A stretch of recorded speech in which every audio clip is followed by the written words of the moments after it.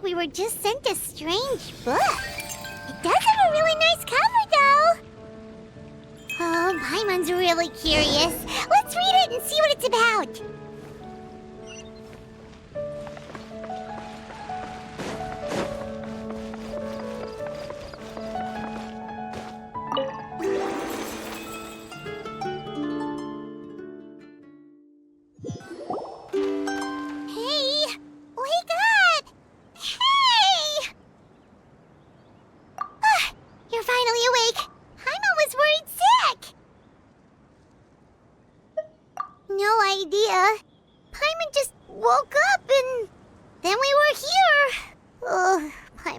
Is all dizzy. The scenery here looks different, too.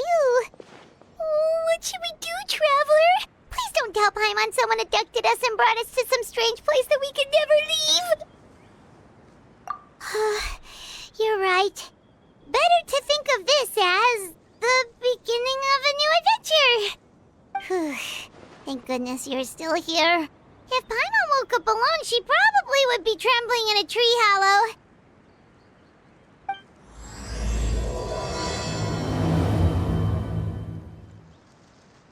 Let's follow this path for now. We might be able to meet someone and figure out what this place is all about.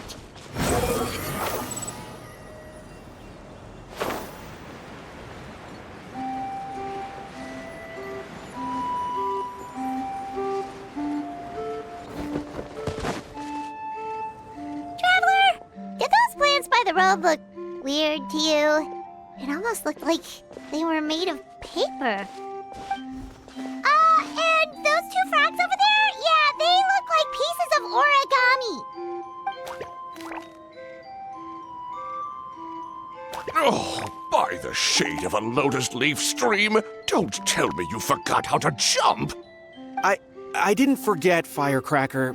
I'm just not sure if what I remember is correct. Next thing you know, you'll have forgotten how to sing, much less notate a score. You still remember why we call you Stream, don't you? Yeah, because I've got a great singing voice. Although these days, name seems more ironic than anything. Not just a great voice, one that evokes the gentleness of early morning dewdrops flowing into a spring. So cheer up and make the jump over. If you're still unsure, just use that roll of magic thread. I won't laugh, I promise. Now, don't tell me you've forgotten how to use that as well. I haven't forgotten everything, Firecracker. Your name, for instance. It's kind of hard to forget that you're named after your fiery temper. Now do me a favor and pipe down for a second. I'll be right over.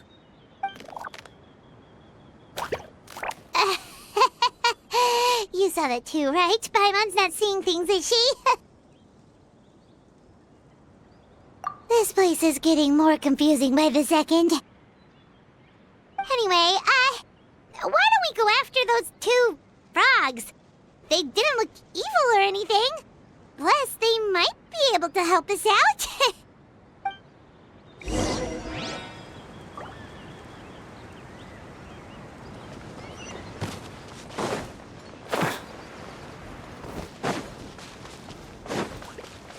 Quit following me.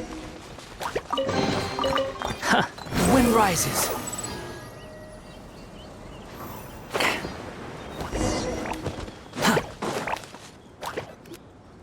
Guess we're not catching up to those frogs. They were so fast. Paimon couldn't even tell where they hopped off to in the end. Excuse me, honored travelers. Did you come from the Cliff of Prophecy, perchance? The chubby paper hamster just talked. Chubby? Who are you calling chubby? I've just got a slightly thicker layer of paper on me, that's all. Allow me to introduce myself. My name is Armand, and I'm an elder of the Forest of Blessings. I've been waiting here for the hero of prophecy to arrive. Traveler, could you pinch Paimon just to make sure she's not still dreaming? Pinching, you say? Well, I can help with that. Although you'll have to get a little closer. My arms are rather short. That's all right. We just need a minute to collect ourselves. Okay, let's let's think things through. We know for sure this isn't the world we're familiar with. The talking paper animals and all the paper trees and plants make that pretty clear. The hero from another world, supported by their companions, shall restore peace to the world. That is what the prophecy says.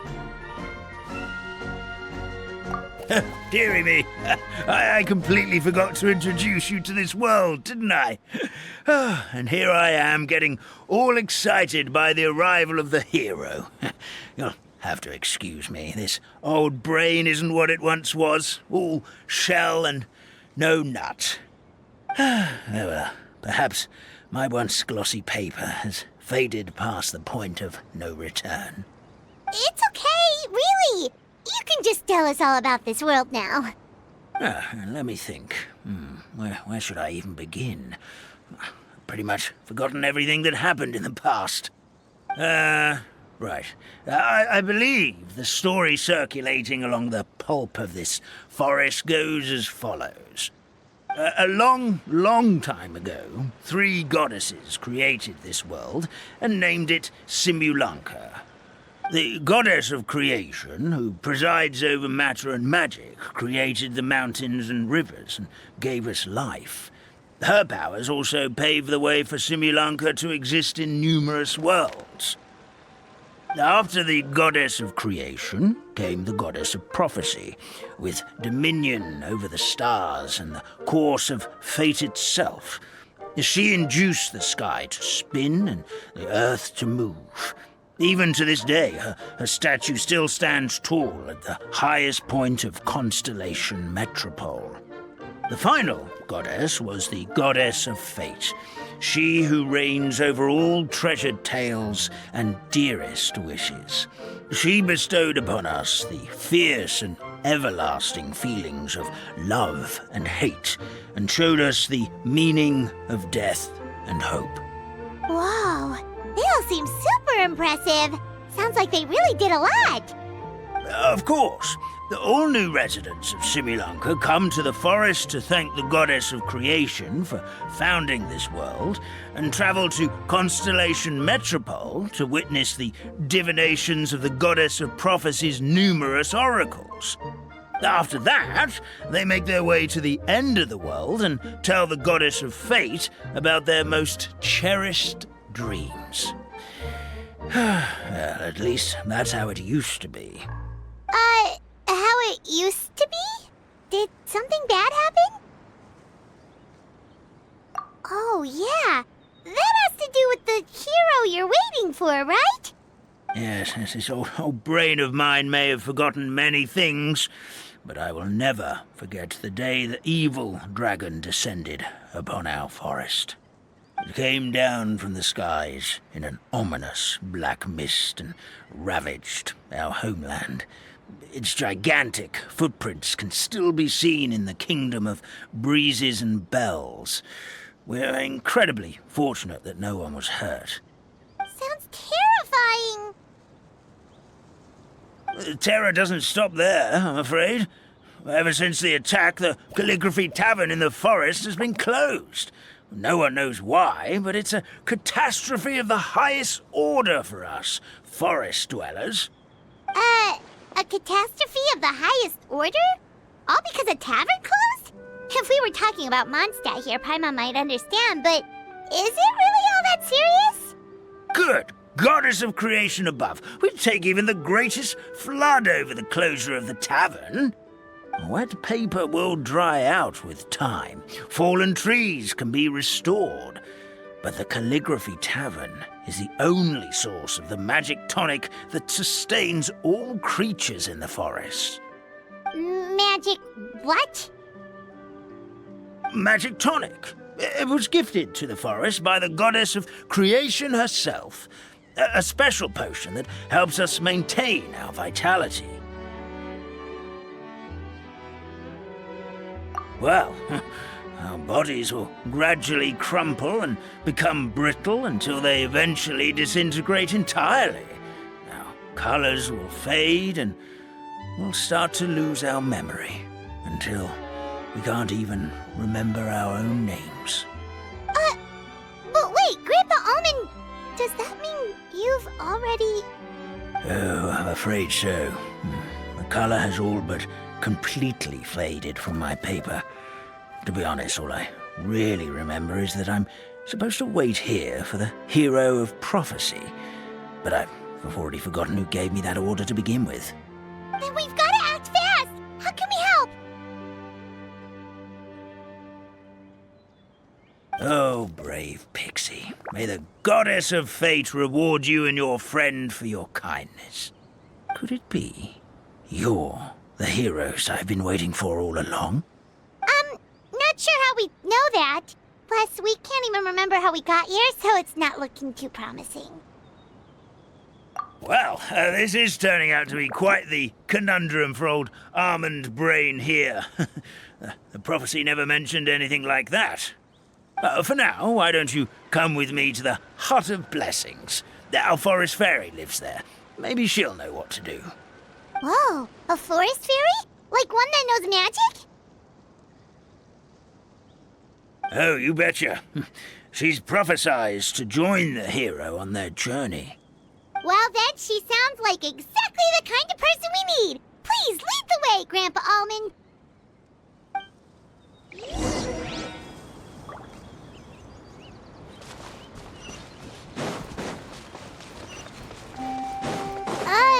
That meadow over there looks pretty strange. That's what the Calligraphy Tavern looks like. Now it's lost all of its color. Squall Fury.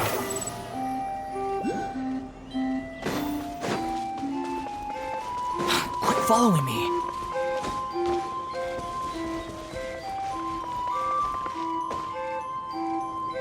This is the place.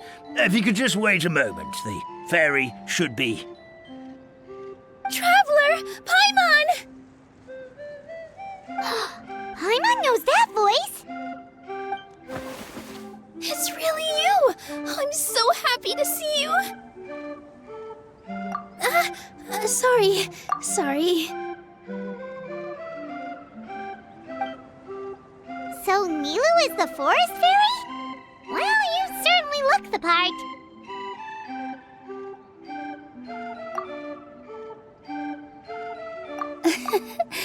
Thank you. To be honest, I'm still getting used to it. It's the weirdest thing. I remember I was reading a book at the Grand Bazaar, and then I guess I must have fallen asleep at some point because, well, then I woke up just like this. And in my dream, someone spoke to me. They said, "You are the fairy of the Forest of Blessings. Now go, save the forest with your magic." At first, I thought this whole world was just part of the dream, but no matter how hard I tried, I couldn't seem to wake up. I couldn't find anyone I knew from the real world either. Sounds similar to what happened with us. We also have no idea how we got here. Anyway, sorry for my reaction back there. I got a bit too excited when I saw you two. It's okay, we totally understand. We were looking for a way out, too. At least we know we're not alone. Oh, blessed be the goddess of fate above. You're already friends with the fairy of the forest. Grandpa Almond, thank you so much for bringing my friends here. Could you let the others know I'm coming? I'll head over right away. Of course, leave it to me. Hey-ho, pistachio. Today truly is a blessed day.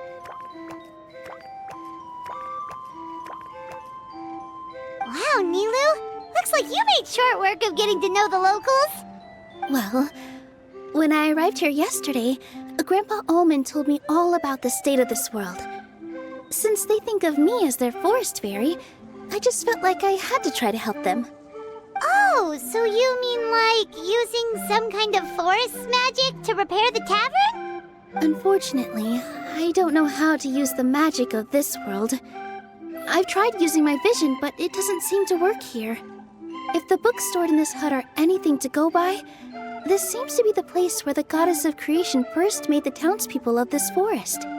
She folded the pages of books into small origami animals, gave them life with her magic, and with time, that's how the Forest of Blessings took shape. Maybe one of the books here could teach us how to use magic. I read them all, but only found one reference to magic. The incantation, abracadabra, means to create what I say. This is a world made up of words, where fantastical powers can be wielded by all. Okay, so basically everyone in this world can use magic? That's nice, but still kind of vague. Yeah, from the other books I read, it seems like this goddess really likes to play fast and loose with the details. So, what should we do now? Didn't you say you were going somewhere, Nilu? Oh, yes. I was going to help some of the other residents of the forest. They've been busy making preparations to reopen the tavern, so I thought I could help out. Got it! Guess we should just focus on what we can do for now. This whole thing is making me pretty nervous, actually.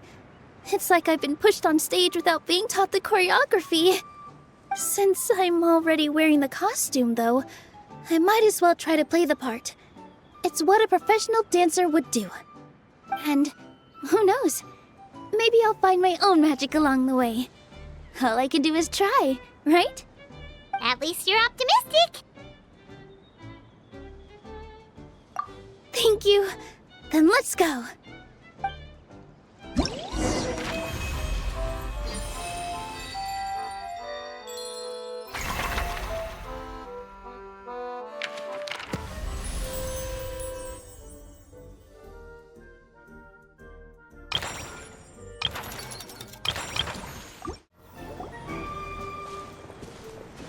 Look, the forest fairy is here, and she brought her companions. Grandpa Almond was right, they do look promising. Hello there, everyone.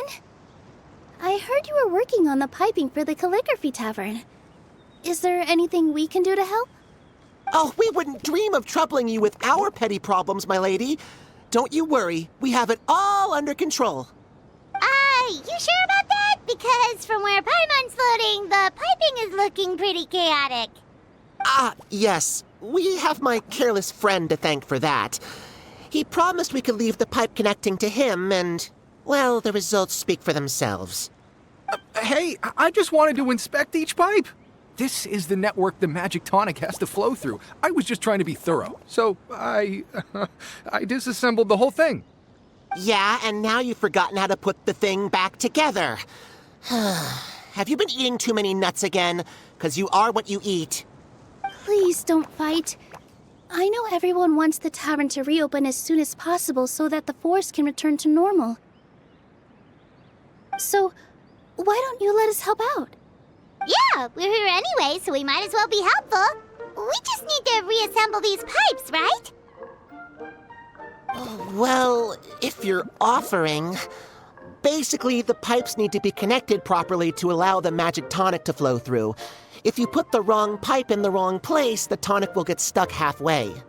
Attention to detail is key. Says the guy who messed up the whole thing in the first place.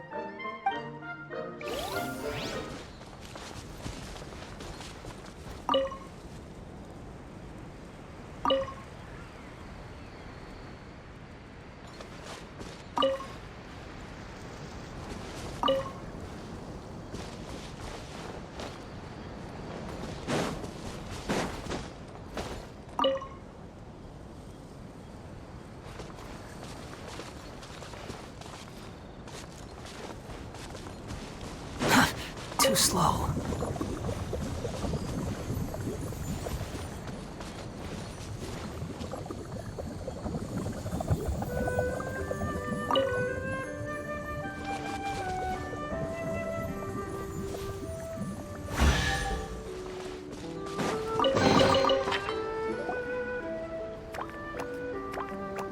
Oh, amazing! You did it! Now the tonic will flow into everyone's cups without getting stuck, right? Oh, gotta say though, Paimon is starting to get pretty curious about this magic tonic. Could she have a teeny tiny sip? Just a little taste, please? It's not greed, it's curiosity. Well, if it's really just one sip, I guess that would be fine. Just be careful. This is one of the last cups left in the entire forest. We're supposed to save it for our research. Just a sip, promise! Okay, here goes. What was that? Oh, it's sticking in the Paimon's tongue! Wait, is this just regular ink? Wait, does that mean what the legend says is true? The goddess of fate used ink to compose her stories on paper, and the goddess of creation used her power to bring those tales to life. No wonder the tavern is so important to the forest.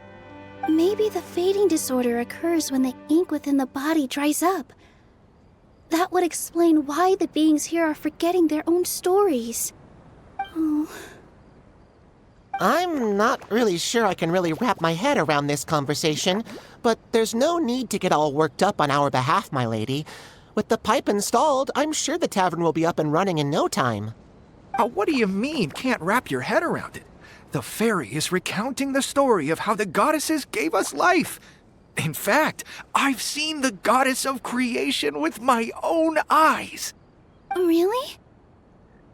Don't be ridiculous. There's no way you're old enough to have met her. We're the same age, and I think I would know considering we went to tell our wishes to the goddess of fate together. So stop talking a load of papier-mâché. Oh, fine. It was my grandfather, all right? He was the one that saw her. He said that one day after he finished work, he saw the goddess of creation grant us life with his own eyes. In her hands, she held the very paper used to form our bodies. She whispered something into the pages, and then suddenly a paper frog was born, ready to leap into the world. Oh, it was spectacular. Cut the theatrics, will you? You weren't even there. Wait, so that's it? Paimon thought creation magic would have a little bit more pizzazz. Oh, so in your world, the creation of life is a much showier affair? Huh, I'm learning something new every day. Well, that's not exactly what Paimon was trying to say. Magic doesn't have to be spectacular. That's enough out of you. All your boasting is confusing our kind fairy.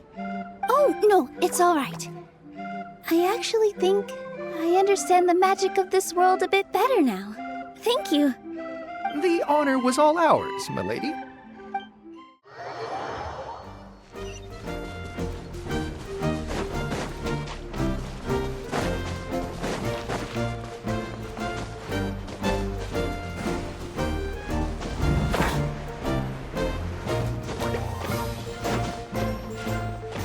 Quit following me. Squall and Fury.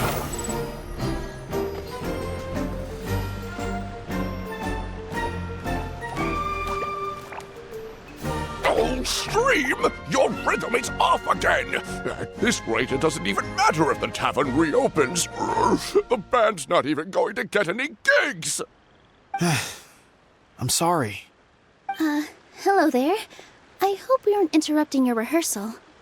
Wait, these are the two frogs we saw on the road a little while ago.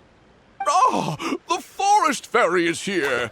For the love of lotus leaves and dewdrop, Stream, you've really got to put in some effort now. But Oh, don't pressure yourselves on my account. Are you rehearsing for a show? Sure are. You see, our group regularly performs for guests at the tavern. We've been out of work for quite some time, with the closure and all, but after hearing of the fairy's arrival yesterday, we figured we needed to get in performance shape right away. I understand how you feel. Back at the Grand Bazaar, Zubair Theater's always busy with rehearsals too. The Grand Bazaar? Do people there sing on lotus leaves as well? Yeah, they do. And it's a really big one. You're the conductor of your group, aren't you? You remind me of Mr. Zubair. Ah, then he must be an ambitious director. One who would do anything to avoid disappointing a single member of the audience. It's just... Is there anything we can do to help you, Mr. Stream? Oh, no. My problems are mine and mine alone. It's just, after the tavern closed, I somehow forgot how to sing. I'm always a few beats behind everyone else, and I keep singing out of key. You were our trump card, our best singer by a mile. I know, but... So he is a victim of the fading disorder too? Don't be sad, Mr. Stream. Whenever I've forgotten important dance steps in the past, my friends at the Grand Bazaar always stick by my side to encourage me. They smile and patiently tell me everything's going to be okay. Then they play the melody for me over and over until the steps finally come back to me. Now it's our turn to help you. We just need to help you remember how to sing, right? The Traveler's got a great sense of rhythm.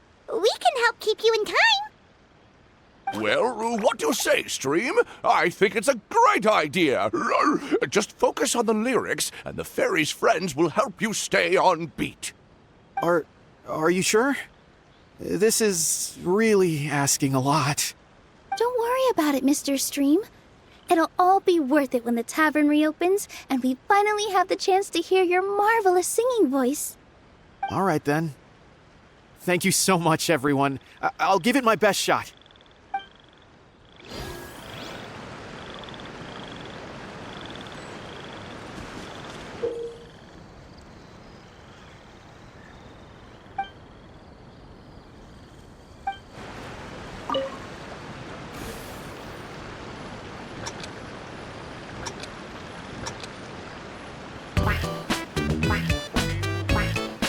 Excellent! Perfectly in time.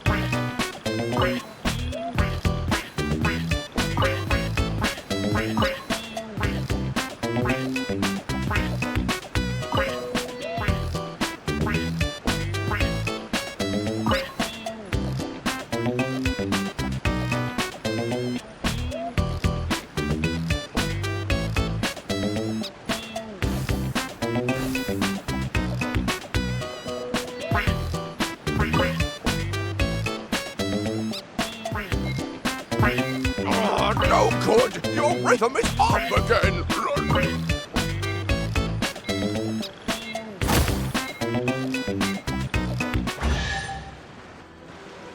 I feel like I'm getting the hang of it again. Goddesses above, this better stick when it comes to the performance. Just do it exactly like how we rehearsed. Thank you, everyone. Thanks to you, my voice is once again as clear as a flowing stream. Glad to hear that you're feeling better, Mr. Stream. It's also about time for us to go to our next destination. We'll be looking forward to your performance at the tavern. Traveler, Paimon, we should make our way to the next location. Squall and Fury!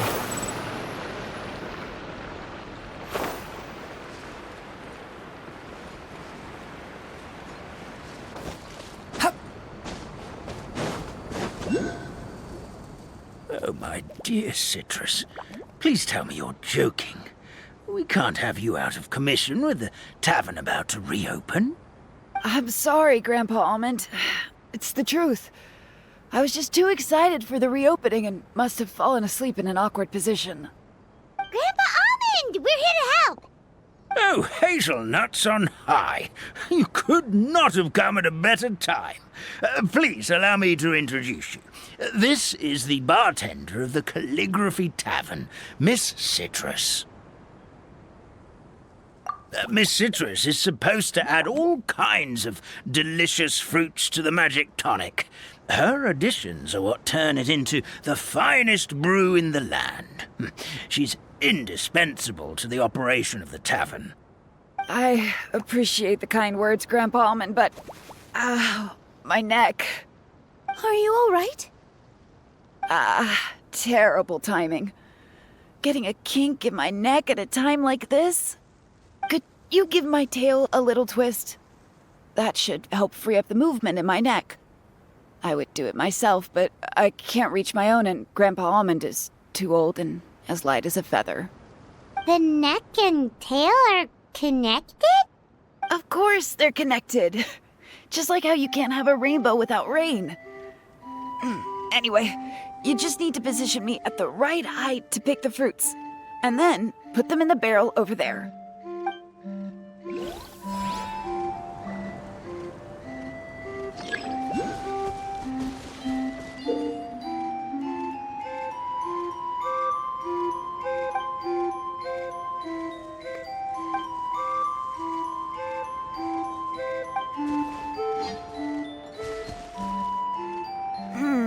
This doesn't seem quite right.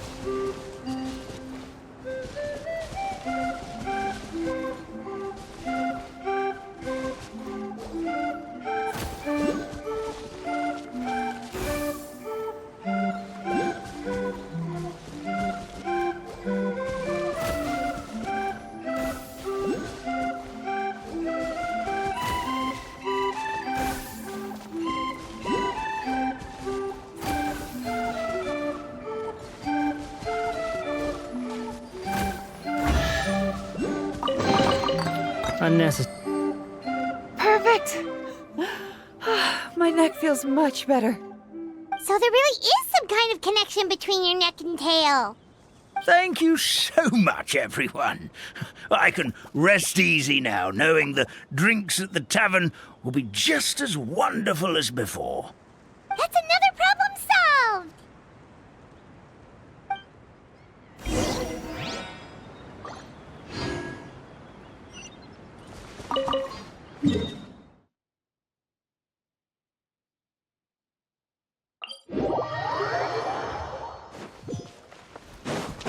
Behold!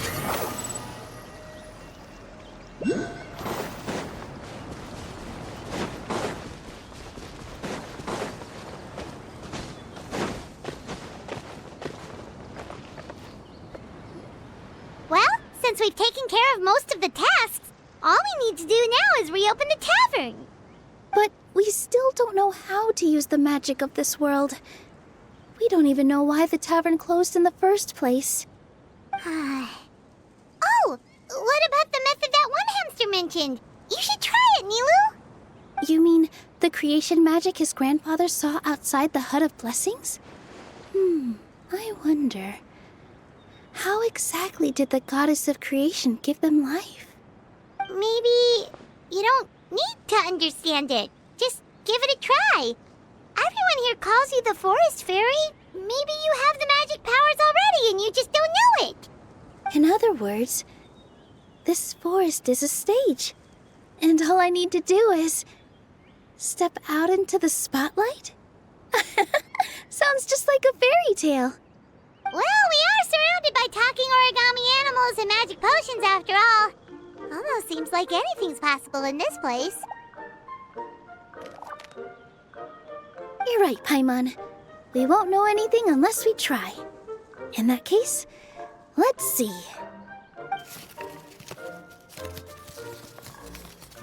This is how you do it, right? I think I got the folds right. Whoa, your origami skills are great! I once saw one of our prop people making something similar. It looked really cool, so I took some time during my break to learn the basics.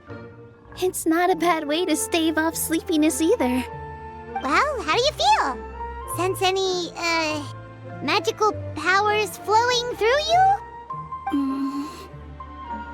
No. No? What are we missing? Magic words? But how am I supposed to know what the goddess said to bring them to life? Oh, good point! You're the Forest Fairy, Nilu! What do you want to say to the new resident of your domain?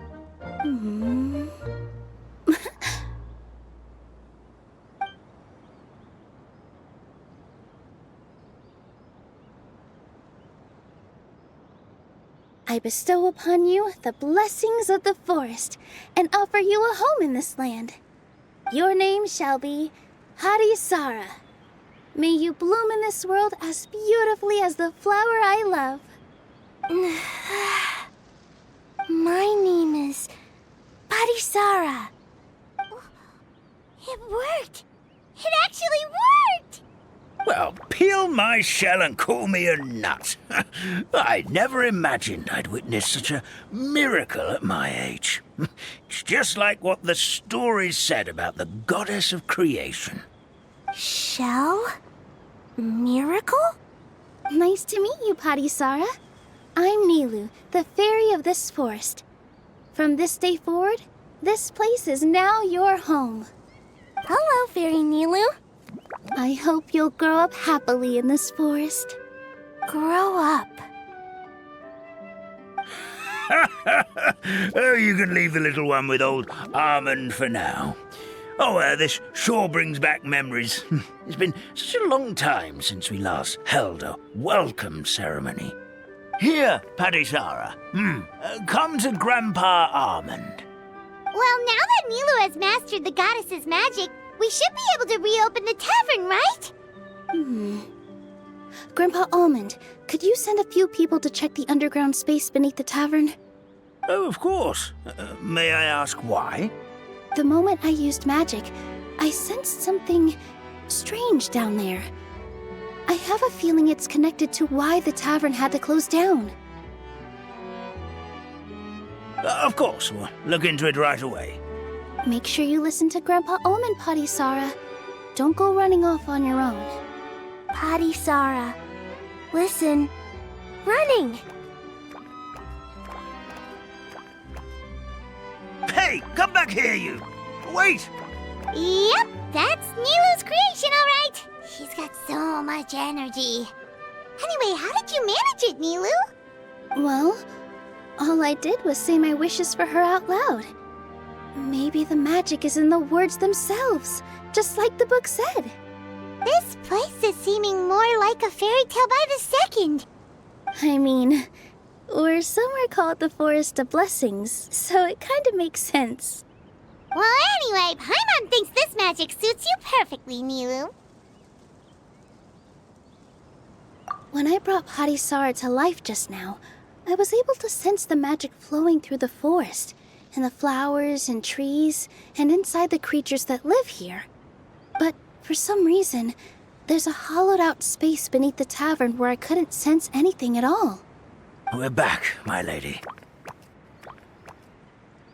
That was fast. You were right. There was something under the tavern that I've never seen before. It looked transparent and gave off a clinking sound when I knocked on it.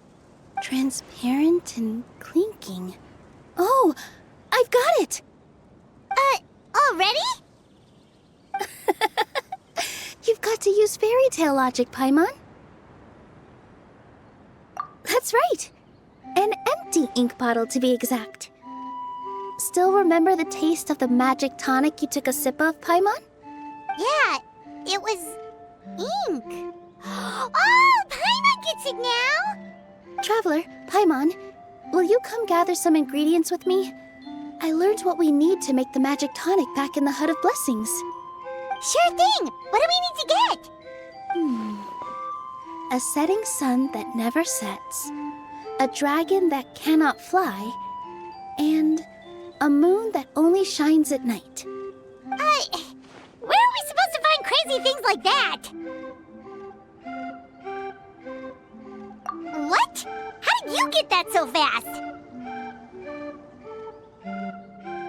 Logic, huh? Lucky guess, more like.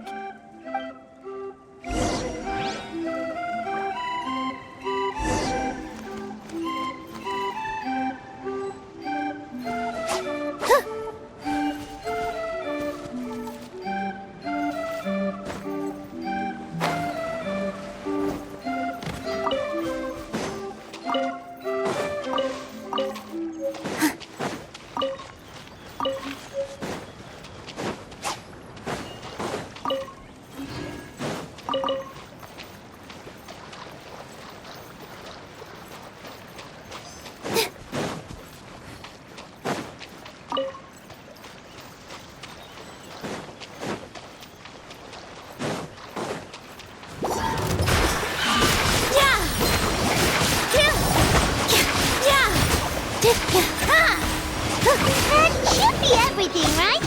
What should we do now? Let's go back to the Hut of Blessings.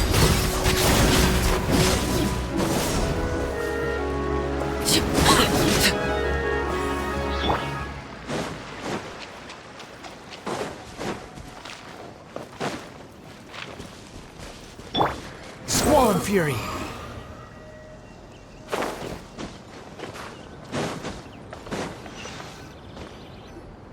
Give me just a second. I'm gonna go fetch an ink bottle from the other room.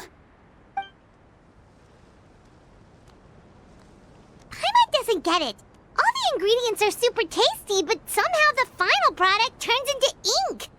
Well, anyway, Paimon's not going anywhere near this stuff this time. Not even if you bribed her. Sorry to keep you waiting. Let's see. According to the book, first you do this, then this, and then... It's done!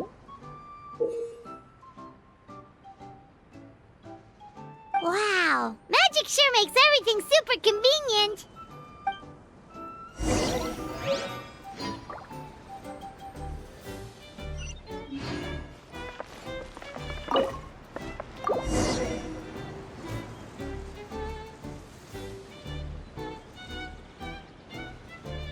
Yes, this is it. This is exactly the magic tonic we need. Grandpa Almond, could you take the concoction to the room underneath the tavern and place it next to the transparent bottle you found? I'll handle the rest. Of course. As you command, so it shall be done. I still get nervous at times like this. It's just like when you step on stage and you can tell that every single person's gaze is fixed right on you. Thanks, you two. I can't tell you how great it is to have you by my side. Almost makes me feel like I've been blessed by the goddess of fate, too. Let's go. We shouldn't keep everyone waiting.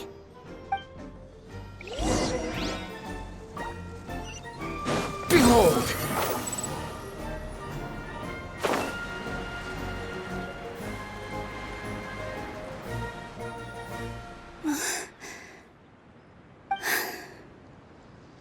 Forest, please heed my words and accept my blessings. May your spring of wondrous magic never run dry. And may all who call you their home lead happy, fulfilling lives.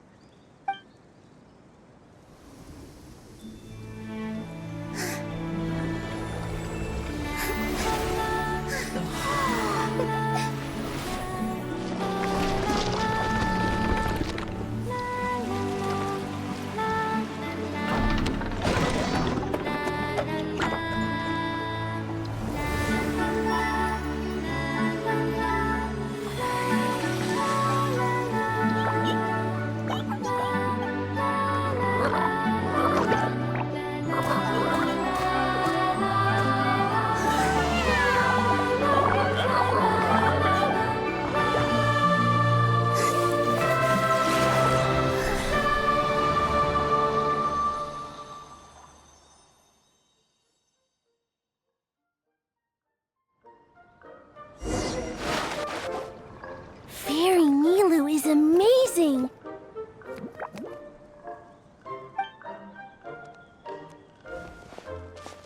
Wow, it's so pretty.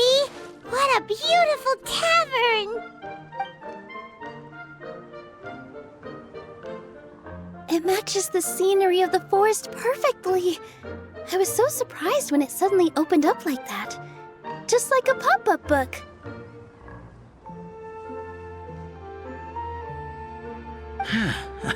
I remember now. I remember everything. It was me. I was the one who went to the top of Constellation Metropole and witnessed the goddess's prophecy.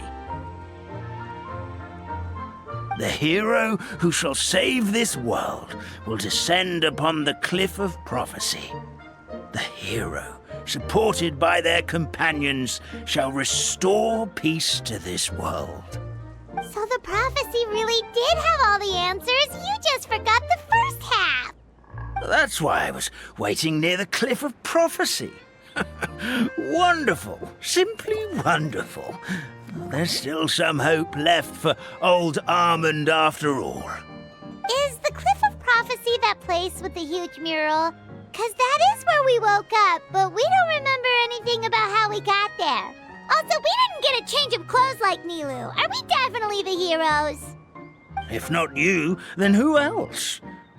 You've already helped the fairy revitalize our forest. To us, that makes you heroes, prophesized or not.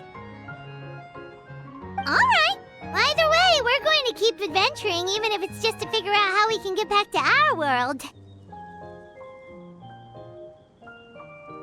Yep, that's exactly right. Helping people we meet on the road is kind of our thing. As expected, the words of the goddess of prophecy always come true. I'll come with you. It can't hurt to have a magical fairy tag along, right? Heroes and fairies, dragons and new adventures. This is sounding more and more like a fairy tale by the second. I would say your next stop should be Constellation Metropole. It's Simulanka's most prosperous city, just across the sea. Once you've arrived at the Astral Garden at the highest point in the city, maybe you can try seeking divine counsel from the goddess of prophecy herself. Are you leaving, Fairy Nilu? I'm afraid so. There are still other people who need my help. I won't go far, though, and I'll come back to visit the minute I have time to spare. So be a good girl, Patisara, and help out Grandpa Almond whenever you can, all right? Got it! Patisara will wait here for you. That's a good girl, Patisara. I almost forgot. If Constellation Metropole is where you're heading, you'll need to take the Maritime Express. I'll head to the station first thing tomorrow morning and wake up that lazy station master for you. Why don't you take a break for the rest of the day? You should savor the beautiful scenery of the forest before you go. Sounds great! Paimon definitely feels tired after being on the go for so long. There's a spot in the tavern with Paimon's name on it. Oh, sounds like someone's ready to order. Oh, well, if you're offering. Paimon will take a glass of Buell fruit tonic. But hold the tonic.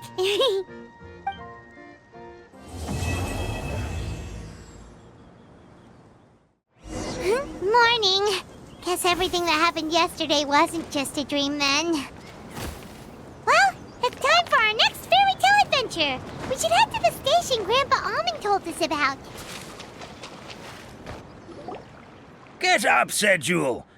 Time to get to work, you lazy bones. I can't remember how to call the train. Just let me sleep a little longer, then I'm sure I'll remember. Don't try to pull one over on me, young man. Your fading disorder has been cured. I saw you chugging cup after cup of magic tonic in the tavern last night. You must be mistaken, Grandpa Almond. That guy definitely wasn't me. Oh, you remember my name now, do you? Then it seems like you're all better. You had no idea who I was when you were fading. Now, enough of your nonsense. Get up. The fairy and her friends are going to be here any second. All right, I'm up. The Maritime Express should be here soon. That's more like it. Lie there any longer and you'll start gathering dust. Is everything okay? The hero, his pixie companion, and the forest fairy. Oh, I didn't know you were already here. Merciful macadamias. I'm sorry you had to see that. Oh, it's all right. Paimon knows the feeling. Who doesn't want to sleep in first thing in the morning? Does the Maritime Express run out of Constellation Metropole? Yes, each train needs a conductor to operate, and the conductors are always from the capital. The more difficult maneuvers are a little too complicated when you're made of paper. Oh, so you mean the people of Constellation Metropole aren't origami animals like you? Well, the city welcomes visitors from all over the world, so you're bound to run into some forest dwellers there.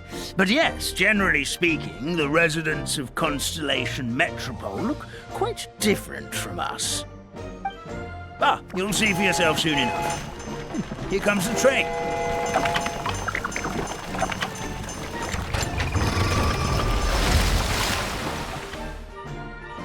Pleasure to meet you, everyone. My name is Will, and I'll be the conductor for your journey today. I'm assuming you're the ones who called the train. Whoa, it's a little toy man! Yes, we called the train. The hero and the forest fairy need a ride to Constellation Metropole. The hero and the forest fairy, the ones from the prophecy. Oh, why didn't you say so earlier? We could have prepared a far more luxurious train. I'll just go back and get a better one. That's okay, Mr. Wheel. We're trying to get to the city as fast as possible. We just need you to get us across the sea.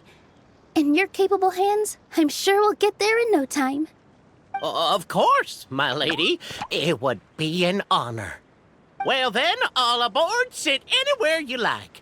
We'll get a stunning view of Simulanka no matter where you're seated.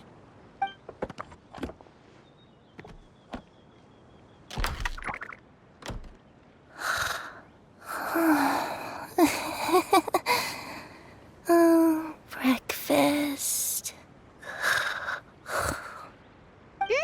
Did one of you just say something? Wasn't me either. Breakfast. Oh, come back. Sounds like the voice is coming from inside the train.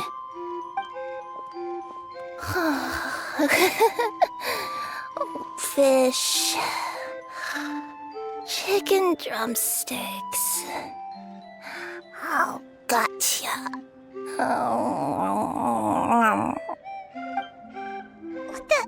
What's Kirara doing here?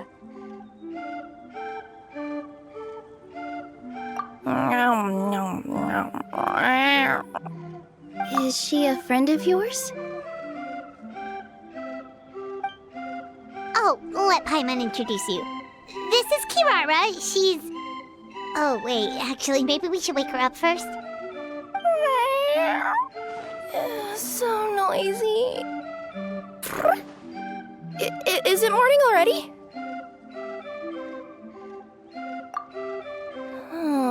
Morning.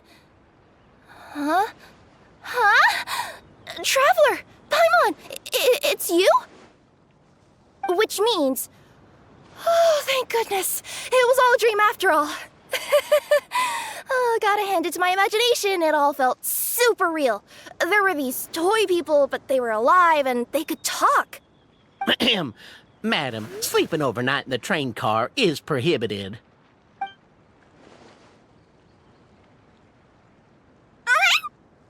It wasn't just a dream? It's all right, Kirara. Apparently we're in a world called Simulanka. We got here yesterday, too. Simulanka? So, that's what it's called. I spent all day yesterday wandering around this one city. The toy people called it Constellation Metropole.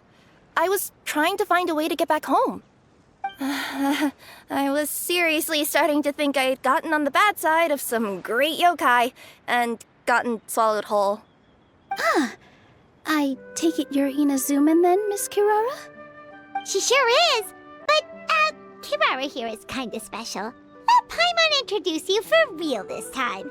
Kirara is a Nekomata from Inazuma. She works as a courier for Komanie Express. Nice to meet you. I'm Nilu, a member of Zubair Theater. You can usually find us performing in Sumeru City's Grand Bazaar.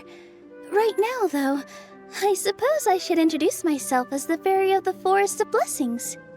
Oh, you're Nilu! I've heard a lot about you from my deliveries in Sumeru.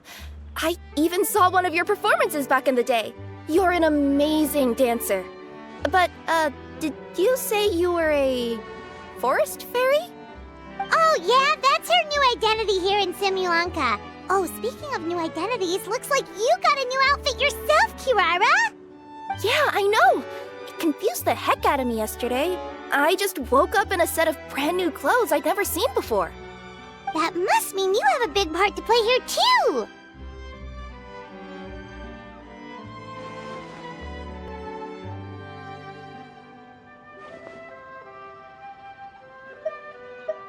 I think Miss Lynette would be better suited to that role, being a magician and all. Did you by any chance hear a voice speaking to you before you got here, Miss Kirara? A voice... Oh, yeah, I did hear something, but I was so freaked out my tails got all tangled, so I, didn't catch much of what was said. Sorry for the interruption. But this, Nekomata friend of yours, she doesn't eat hamsters, does she? Or frogs? Oh, no need to worry, little guys. I would never do something like that. Well, unless I'd been out in the wild too long without anything to eat. Oh, speaking of eating, I am getting a little hungry.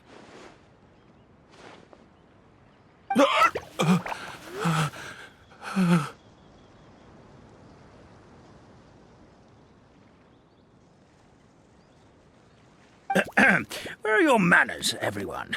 This young lady is a trusted friend of our esteemed hero.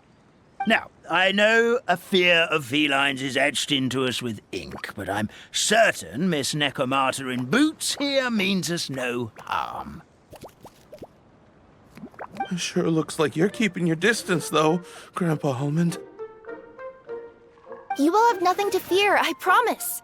I met some origami animals in Constellation Metropole yesterday, and I even made sure to retract my claws so I didn't hurt them by accident. Plus, you all look just about as tasty as the cardboard boxes I deliver. Not that I tried to eat you even if you did look tasty. Promise. Please excuse us, Mom. It's just an unconscious reaction. Dear passengers, it's almost time for us to depart. Oh, yeah, that. Whoops. This turned into a pretty long conversation, didn't it? All right, let's get on the train. You coming with us, Kirara? Mm-hmm. I'll ride with you to the next stop. There's a place near the Metropole that caught my eye yesterday, so I want to go explore it today. Then all that remains for me to say is, on behalf of the Forest of Blessings, thank you once again for all you've done for us. May the Goddess of Fate be with you and bless your journey, Madam Fairy, Miss Nekomata in boots, and our brave heroes. Please do visit us in the Forest of Blessings again, once peace has returned to this land. We will. We'll definitely meet again. Take care, Grandpa Almond.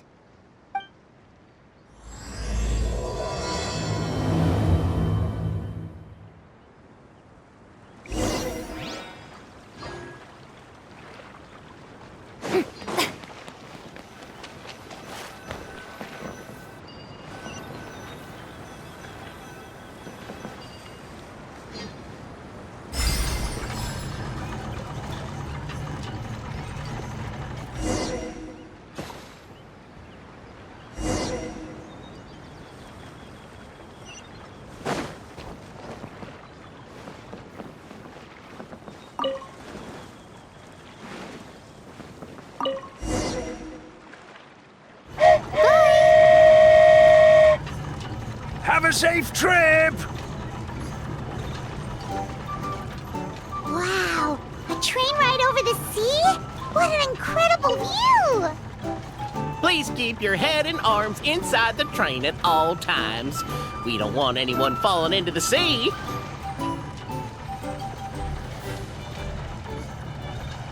There's a train coming the other way, too! Hey! Now that the fading disorder is cured, I'm sure the forest will be a lively place again in no time. I gotta go explore that forest at some point. It looked so pretty from the train. I just hope they, won't be too scared of me. We'll be arriving at our destination shortly. Please prepare to disembark.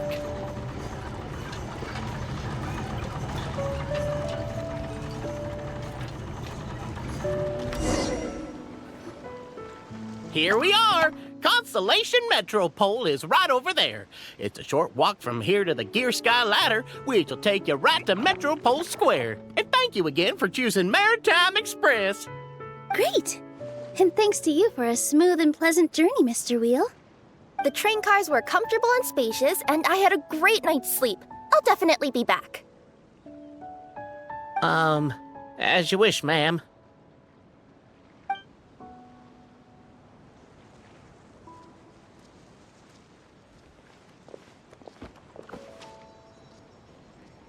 Where should we go next? Is that place you wanted to check out nearby? Mm-hmm. I took a walk around yesterday, and it felt like there was something weird about it. So, I think I'll indulge my curiosity and go investigate. Want us to come with you? It's okay. You guys go ahead and visit the Metropole for now. Hopefully, that's where you'll be able to find out some more about this world. I pretty much explored the whole place from the rooftops yesterday, but for some reason, this is the place that caught my attention. You know what I mean, right?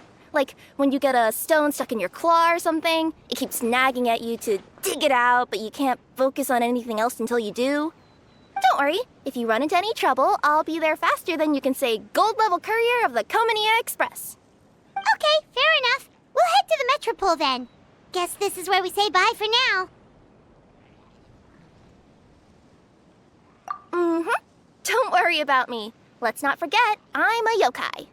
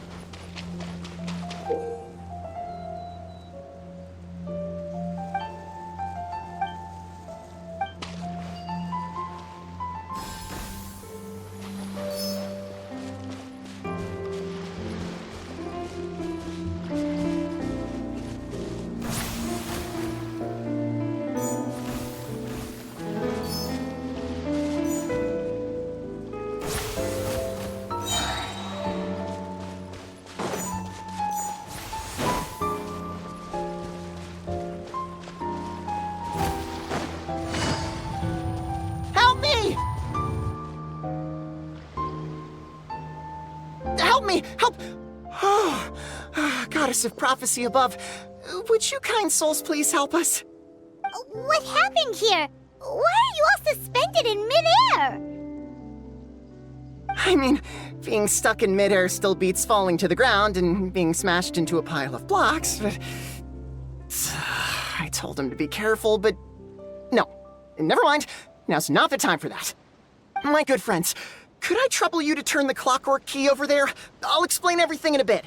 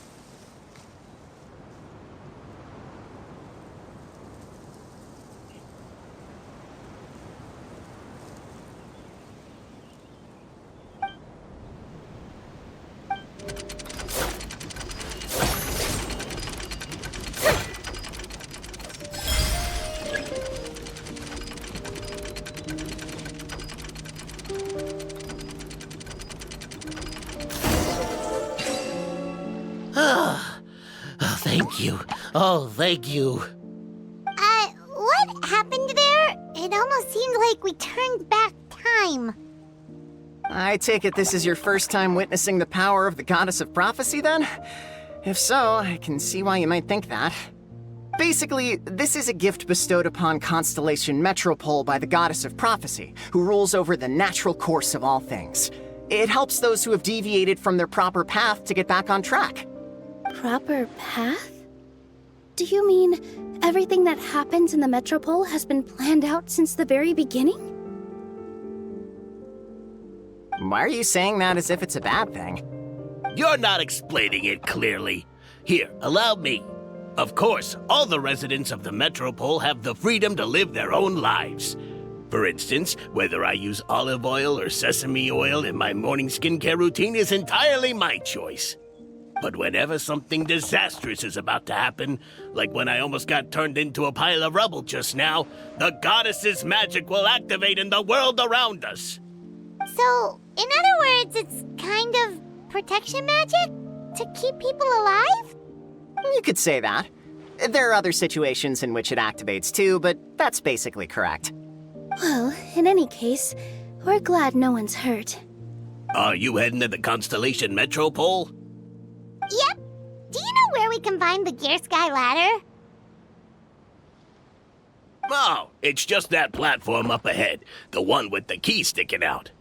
That thing? Are you sure? Yep, that's the one. Pretty much everything in the Metropole runs on tracks and gears. The Goddess of Prophecy watches over it all. Which is to say, all the tracks are fixed.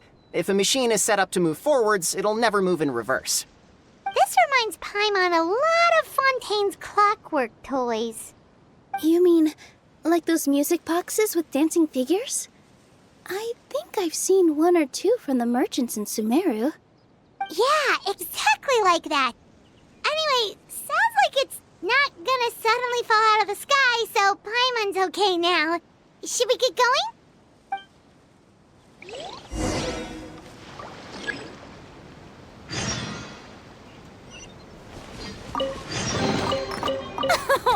Splendid! More interesting trinkets for me.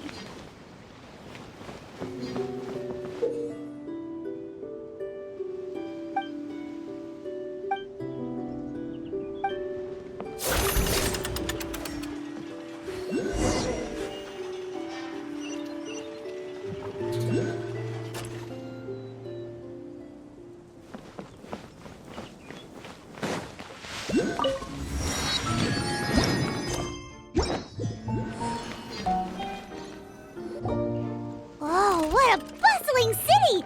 This place is fit for a king!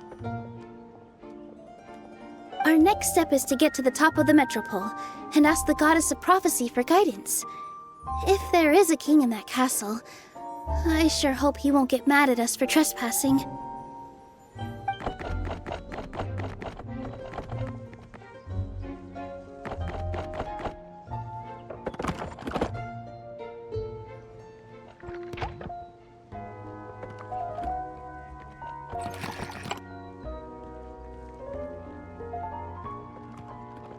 Make way for the king!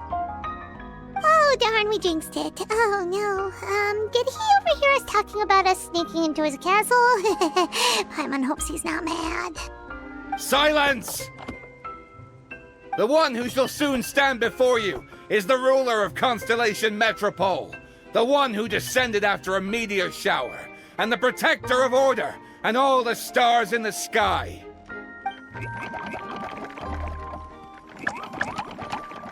That's a long list of titles. I bid ye welcome, guests from afar. Long have I heard of your grand deeds. O fairy, who restored the lifeblood of the forest. O hero, who... huh? Navia! Hold your foul tongue! How dare you utter Her Majesty's name? Nice one, partner. Spectacular improvisation skills. I'd expect no less from you. All right. You can relax now. Allow me to make some introductions. This is the Traveler, and his trusty companion, Paimon. You are personal friends with Her Majesty the King? Please, forgive our grievous mistake. We had no idea. All right. The welcome ceremony is over. Everyone back to your stations. I will personally treat our guests to some royal hospitality. Yes, Your Majesty.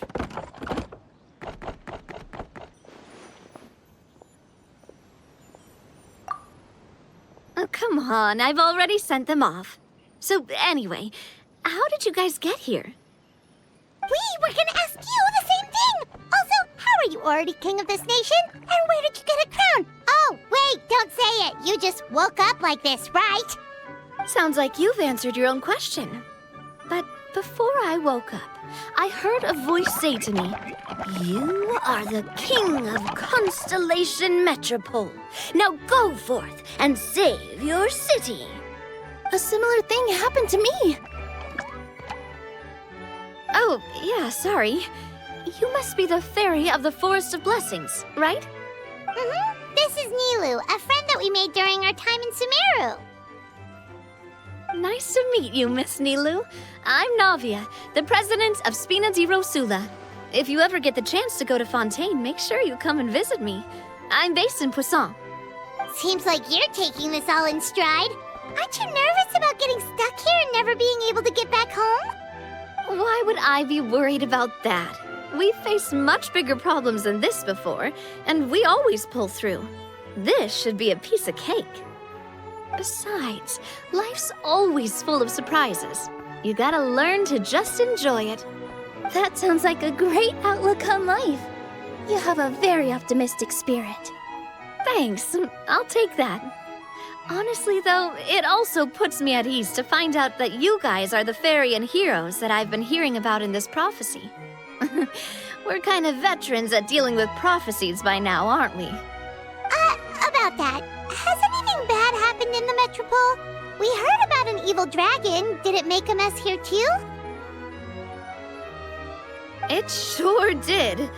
Apparently, for whatever reason, he went for the stars above the city recently. Literally just flew up and started snatching them out of the sky. Luckily, the guards responded quickly and stopped the dragon from taking them back to his lair. Unfortunately, though, he dropped them before he flew off. Now they're scattered all around the Metropole. I've been out trying to retrieve them, but I only managed to get one of them before you showed up. Oh, I didn't ask yet. What brings you to the Metropole anyway? Oh, Paimon can explain.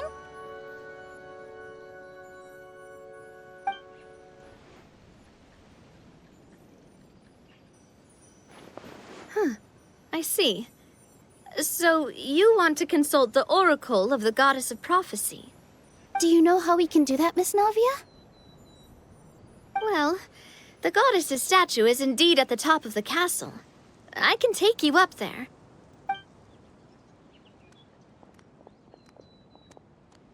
However, I've heard from the citizens here that the goddess hasn't given out any new revelations in a very long time. Really? But Grandpa Almond told us that he received his prophecy from the goddess. Oh, that's probably because the prophecy about the hero of Simulanka has been around for a very long time. But recently, people realized that the goddess didn't reveal anything about what's supposed to happen after peace has been restored. Huh. Okay. Still, can't hurt to try your luck. And maybe you can help me get rid of the invaders while we're at it. Invaders? So the dragon's not your only problem? Right. The forest isn't the only place where strange things have been happening to the residents. Have you come across the gift from the Goddess of Prophecy yet? You mean the protection magic that stops them from coming to harm? We saw it in action. Yep, that's the one. Over the past little while, this magic has been triggering far more frequently. We don't know if it's simply because the Metropole has grown a lot more dangerous, or if there's a deeper reason behind it. Some residents find themselves getting stuck in a place and unable to move. Others start repeating the same thing over and over again, like they're trapped in some kind of loop.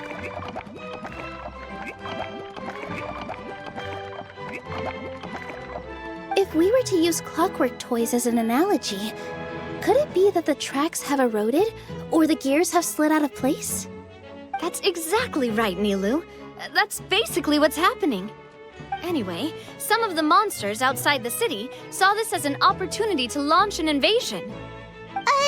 But we didn't see a single monster on our way here. That's because I already took care of most of them over the past couple of days. Of the remaining few, we trap some of them inside the castle and chase the rest back out of the city. Okay, so to summarize, not only has the magic here gotten all messed up, but the dragons also knocked some of the stars out of the sky, plus there's a bunch of monsters in the city. Sounds like there's a lot more to fix here than in the Forest of Blessings. Well, defeating the dragon and the monsters should be straightforward enough. But how do we fix the magic? Supposedly, the goddess has had it all planned out for ages. One of her oldest prophecies says this: "Go and push the gear that connects up to the starry sky. When that time comes, I shall dance and return the tracks beneath my people's feet back to the stars in the sky." Huh? But weren't the tracks the gift that she gave to her people in the first place? Does that mean she plans to take the gift back? That's what the prophecy seems to be saying, yes. So, as a result, some people are against turning the gear, despite what the prophecy says, since they fear a future where they no longer enjoy the goddess's protection. But letting this drag on isn't the answer either, is it? No, and I think they know that. But they're just too afraid to take that final, terrifying step. They're still hoping there might be an alternative solution. Now, we could ignore their objections and go turn the gear ourselves, but... Exactly. You know me well. And that's why you're my partner. I want to get as many people on my side as possible. At the end of the day, this is their city, and they should have the right to decide its future. Ooh, spoken like a true wise king, Navia. I am the boss of Spina di Rosula, after all. This may be my first time as a king, but there are a few similarities between the two roles.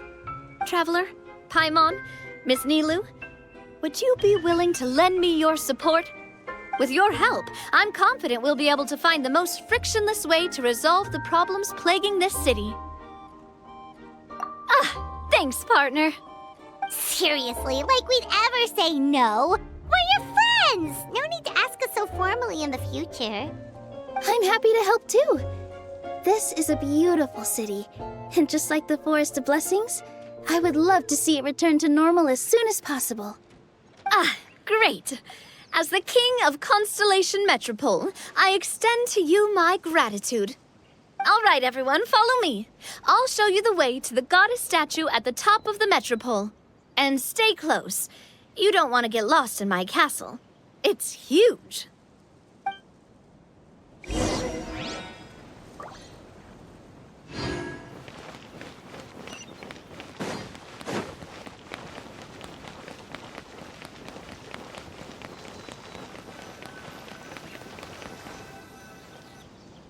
Huh?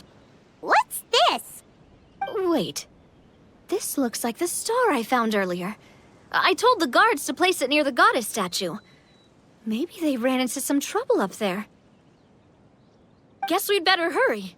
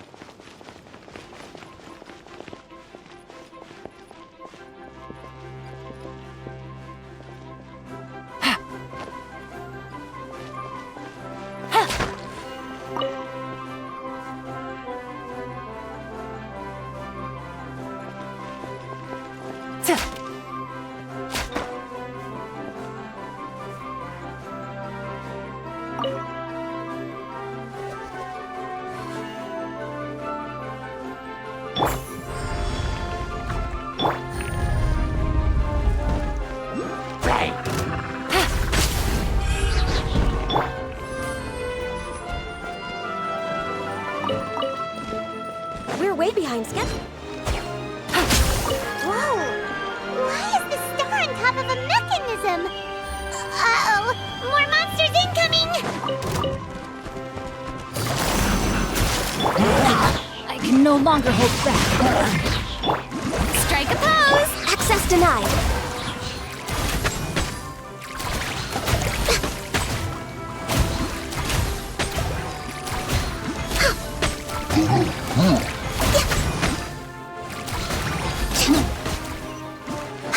Next on the agenda, beautiful treasures are a cause for great happiness. Right. We're way behind schedule. No touching.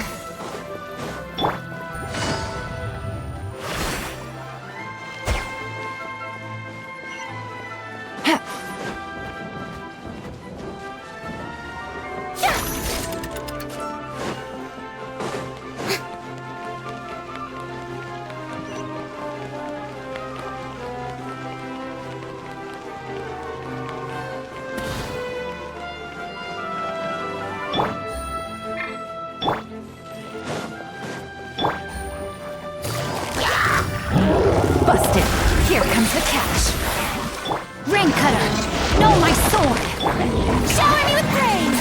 Let the world come! Born of ice and frost, all hail!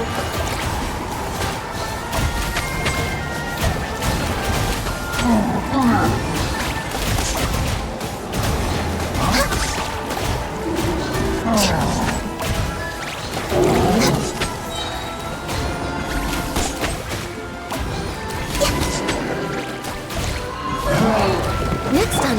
Things are about to get dicey. Quietly, rain outlines your fate. Yoo-hoo! Access denied.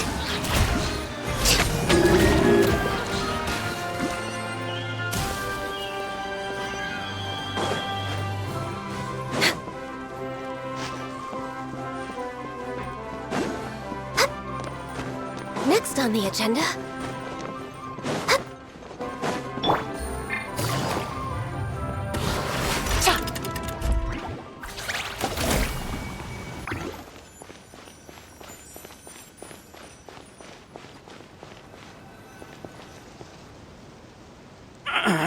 Drat! I can't move! What happened? Your Majesty! This conservative radical, he attacked us! He threw the star from the Astral Garden and even stole the magic thread linking the Oracle Pillars! But just as we were about to arrest him, the goddess's magic activated, and now we can't move! No! Nobody touched the celestial gear! What's an oracle pillar? You need to use it to pray to the goddess. I'll explain later. First, let's help these guys.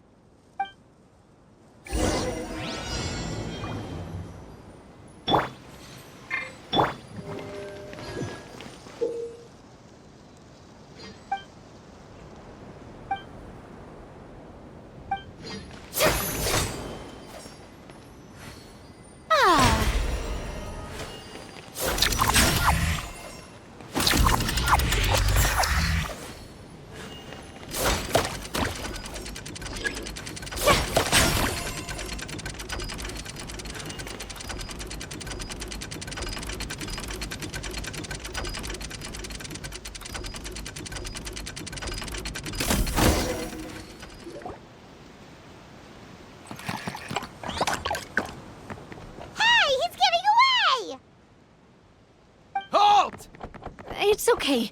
Let him go. But, Your Majesty! Even if we catch up to him now, we won't be able to change his mind, much less quell the fear that many others like him are feeling. All it would do is turn him further against us. Understood, Your Majesty. Also, this is the magic thread he was holding from the Oracle Pillars. Your Majesty, what should we... Please give that to the traveler over there. I believe they have some questions for the goddess. Yes, Your Majesty.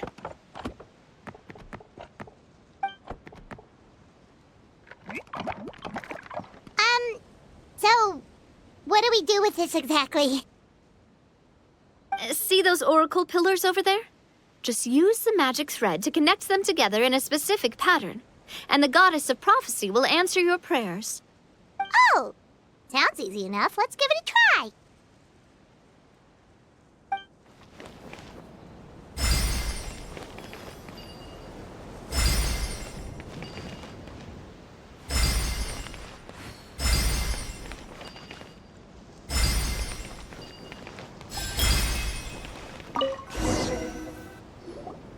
It worked!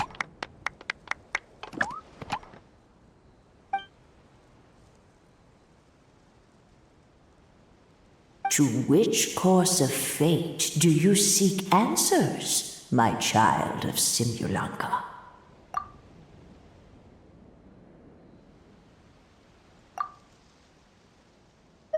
The hero from another world, supported by their companions, shall restore peace to this world.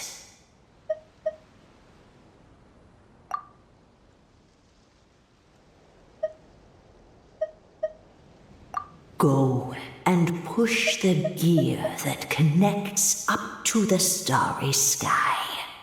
When that time comes, I shall dance and return the tracks beneath my people's feet back to the stars in the sky. So, Miss Navia was right. The goddess of prophecy didn't tell us anything about the future. Fair enough. Guess we'll just have to play it by ear. Then first, we have to restore the sky back to its original state by putting the stars back in their positions. But it looks like we haven't recovered all the lost stars yet. Well, at least we know what we're looking for now. We just need to keep going. That said, the Metropole is huge. Where do we even start? Oh, that's the easy part. I already compiled a list of the Lost Stars locations based on eyewitness reports from across the city. Here you go. They should all be marked. Would you mind going around and fetching them for me? I have a few other things to take care of. You got it. We'll be back in no time. Oh, awesome. In that case, meet me back here once you've found them all. How are you doing? Found them all? Sure, no worries. I'll be right here, so just come find me once you've retrieved them. I'm counting on you.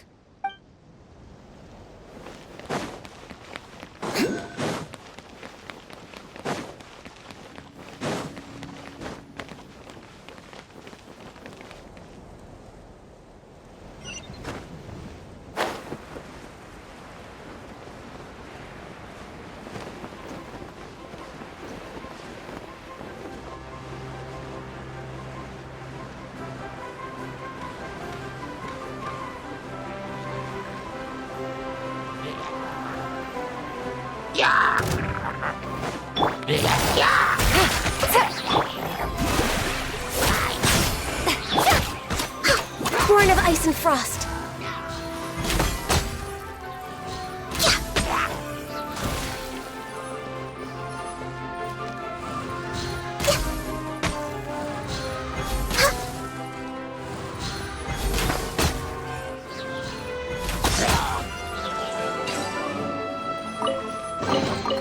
Beautiful treasures are a cause for great happiness.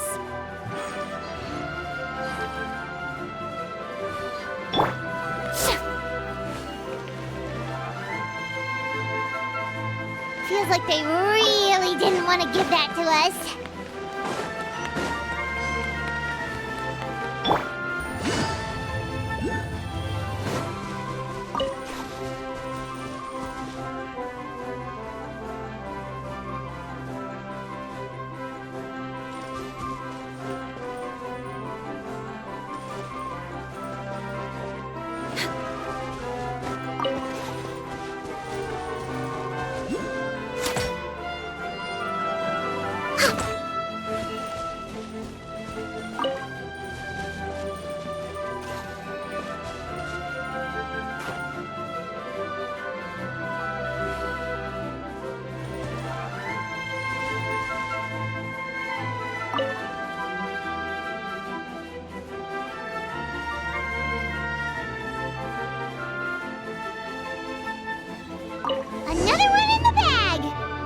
adventure was rough.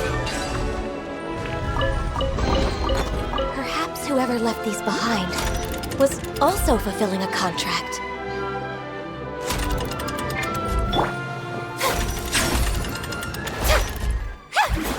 Yep.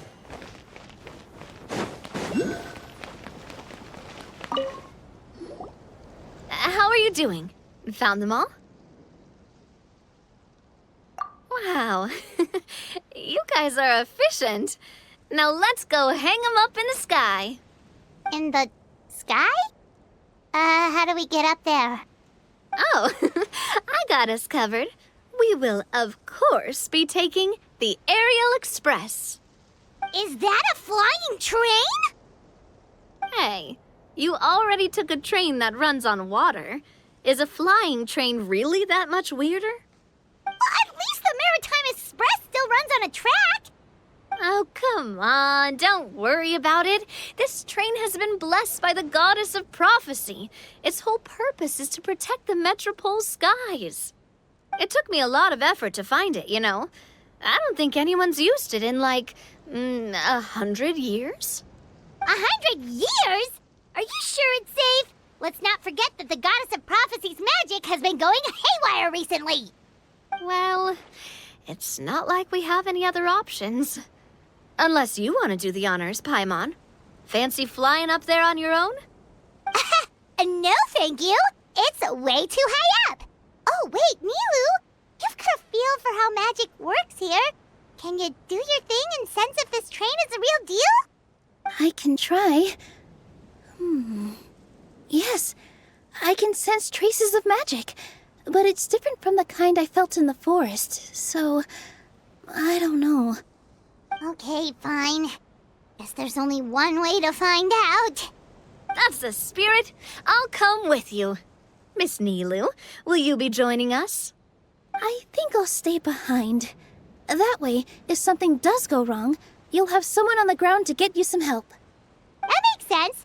If the train does break down, you can make us a giant origami crane to come bail us out. Or if a crane's too difficult, a finch could work.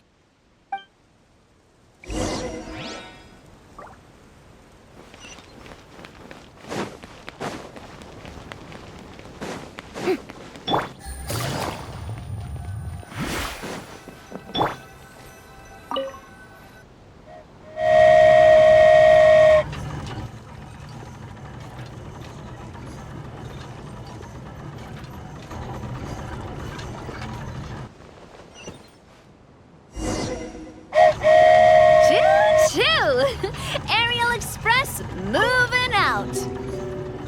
Whoa, it really is flying!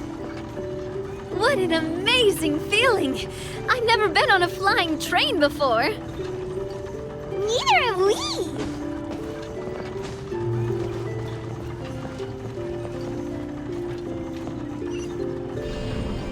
Terra Smash! That should do it. On to the next location.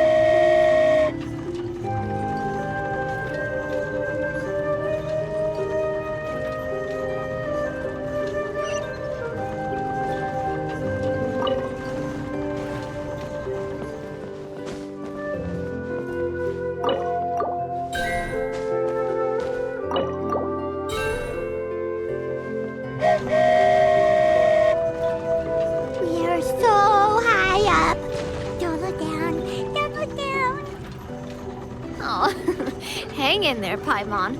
The hard part's nearly over. After that, it's downhill all the way. Don't say downhill all the way! That is the last thing Paimon wants to hear!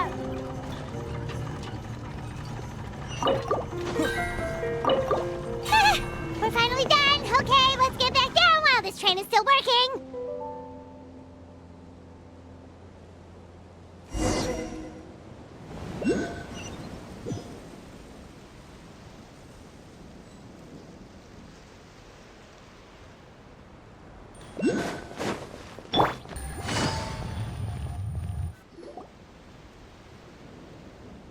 Great job! It looked like it all went smoothly. Yeah, and it was an absolute blast, too. You gotta ride with us next time, Miss Nilu. Huh? I'm okay. Thanks for... Halt! What do you think you're doing? Get out of my way! What's going on? Your Majesty, there! Let us through! Stay back! It's okay. Let them through.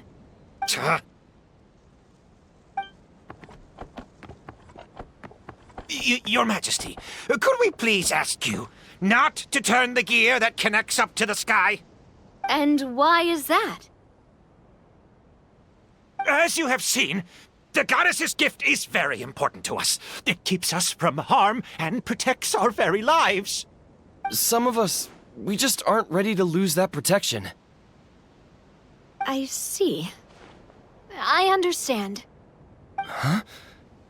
Your Majesty, do you mean... I won't turn that gear. Not until you're ready. What? I've said before that the Metropole belongs to the people, and they should have the right to decide its future. But let me ask you this.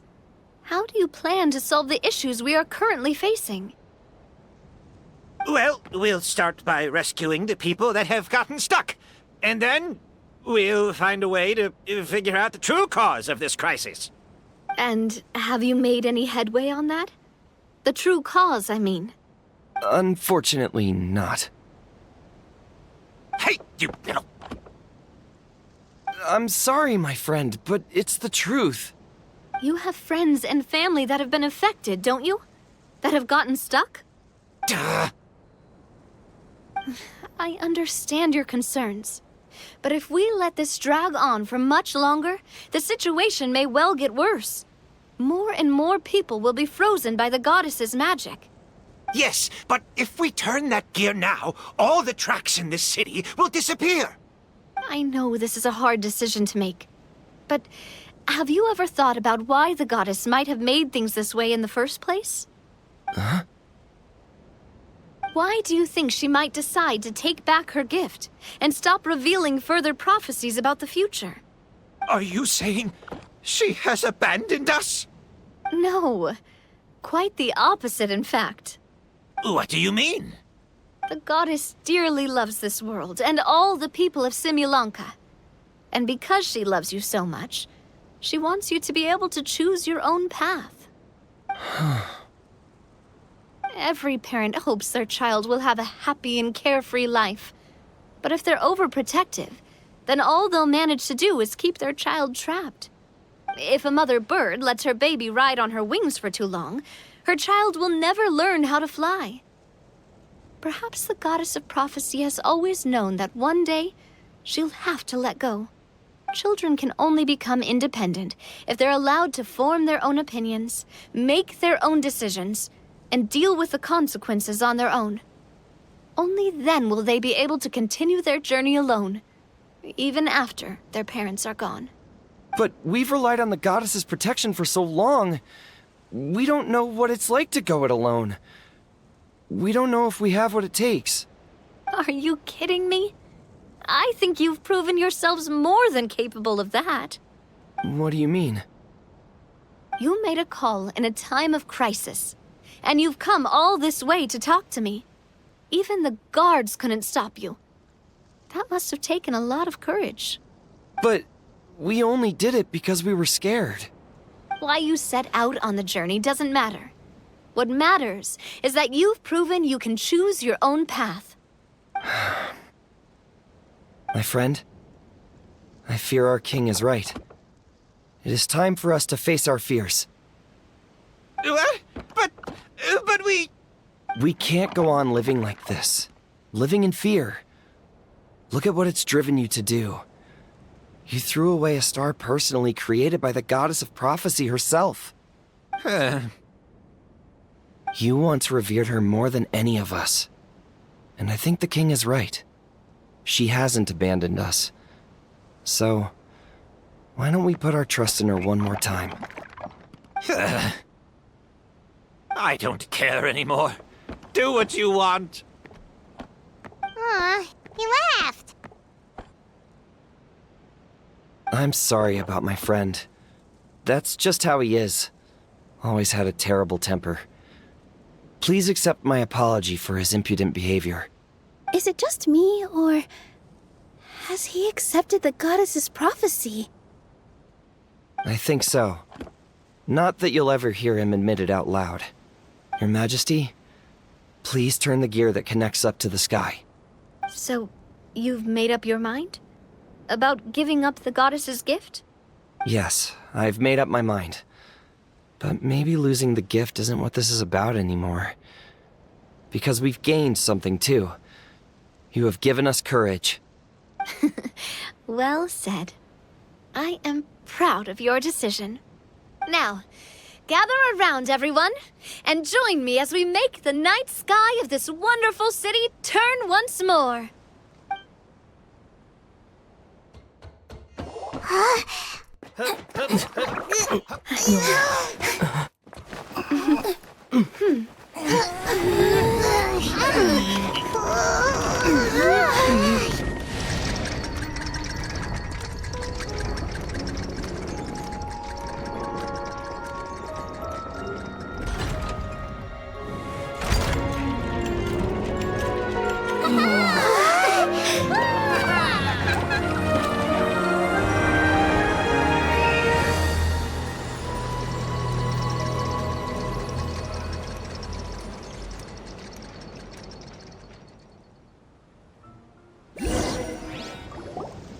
So the stars hanging in the sky, they're music notes! This entire metropole is a huge music box!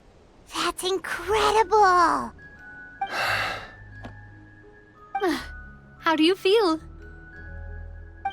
A little scared and uncertain. But for some reason, I feel a lot more at ease. It's as if some kind of huge weight has been lifted from my shoulders. Figured out any next steps? To be honest, not really. But maybe I can start by having a heart-to-heart with that stubborn friend of mine. I have an idea. If you don't know what to do, why don't you start by helping the people around you? You mean the people who got stuck because of the goddess's magic? I mean anyone and everyone who needs your help. By helping others, you'll eventually find your own path. Trust me, I have experience in this. What kind of experience, Your Majesty? Yes. We'll need a formal organization with a catchy name before we go out and start helping people. Why don't we call it the Spina di Rosula? Spina di Rosula? Ooh, or even the Spina di Rosula di Simulanka. Yeah, that's catchy. Wow, big expansion for the Spina. Moving into other worlds now. Spina di Rosula. I like it. It's a great name. Let's do as Your Majesty suggests. Well then, how about I appoint you as the head of the Spina in Simulanka? While I'm off fighting the dragon with the other heroes, it'll be your responsibility to work with the guards and take good care of the people in the metropole. What? You're planning on fighting the dragon? But no, Your Majesty, you must reconsider. He's right. Your Majesty, you can't. How are you two on the same side all of a sudden? Perhaps Your Majesty is unaware of this. The great dragon suddenly broke out from the Titanium mines one day and tore the end of the world to pieces. After that, it spat out a strange fog that surrounded a whole island. No one knows what lies beyond the fog, and no one knows what has become of that poor island. Before Your Majesty arrived, we dispatched many soldiers to fight the dragon, but none came back alive. Yikes. Sounds worse than we thought. Isn't that all the more reason for us to go? There could still be guards trapped there, waiting for someone to rescue them. King Navia is right. We cannot simply stand by and watch as the people of this world suffer. Very well. Though I have not served by your side for very long, Your Majesty, 2 days is enough for me to have learned that once your mind is set, any attempts to change it are futile. You're a pretty good judge of character. He probably didn't mean that as a compliment. Since you're serious about this, I won't try and stop you. There's only one way to reach the end of the world, and that's by taking the Maritime Express. Oh, right! So there's a line going there too? Yes, it was originally built to serve the workers commuting to the Titanium mines, but it has been abandoned since the dragon attack. I'll tell the conductor to wait for you at the platform by the side gate to the Metropole first thing tomorrow morning. You're embarking on an extremely dangerous adventure. Please be careful, Your Majesty and friends. Oh, thank you for your concern. While I'm gone, I leave the Metropole in your capable hands. Yes, Your Majesty! Just call me boss from now on. That's what everyone in the Spina calls me, and it's what I'm used to.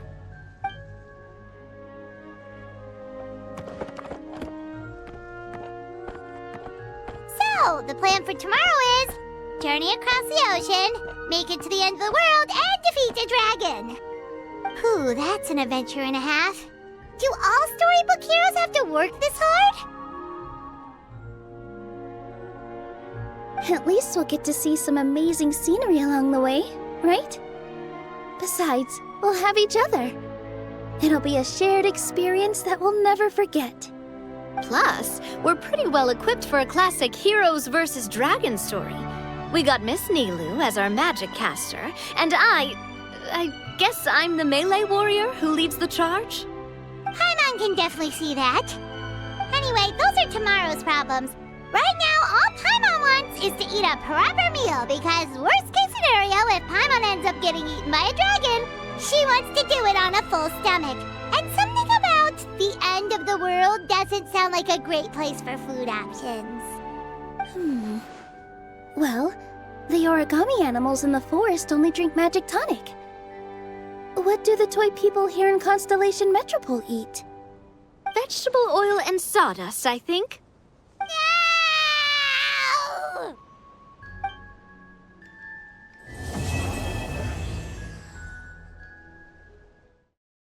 The time has come to slay the dragon. How are you feeling? Nervous?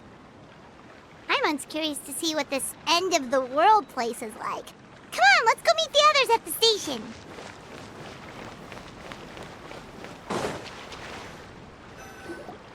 Carriage inspection, check.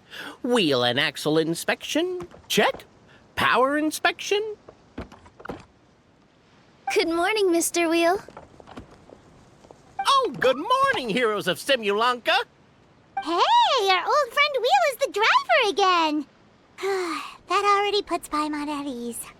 Are you certain you don't want us to accompany you, Your Majesty? I am. You can leave the dragon slaying to us. My partner's a pro. He does it all the time. What remarkable friends Her Majesty has. With such great heroes by your side, I'm sure you'll best the dragon with ease. We won't keep you any longer. All right, then. Look after the city for me while I'm gone. Yes, Your Majesty. Just leave it to us. I think we're all set. Time to depart. Next up, the end of the world!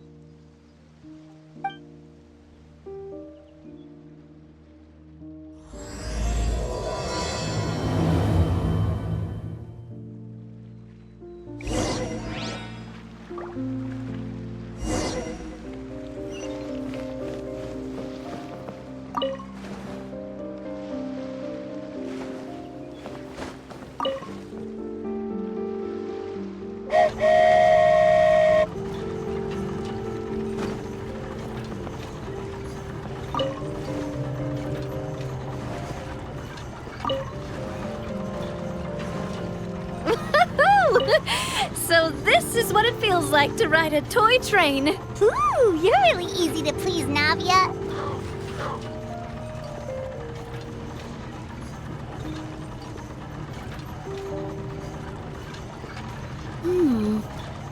Looks like the fog ahead is getting thicker.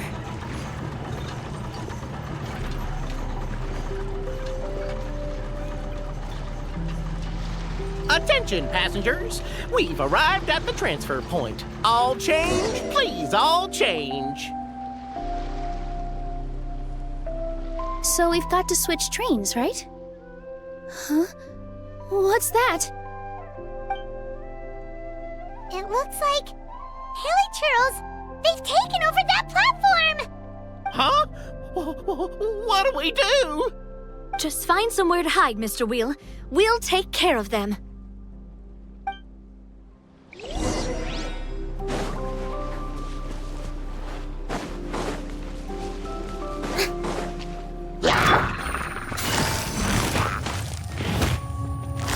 Quietly now.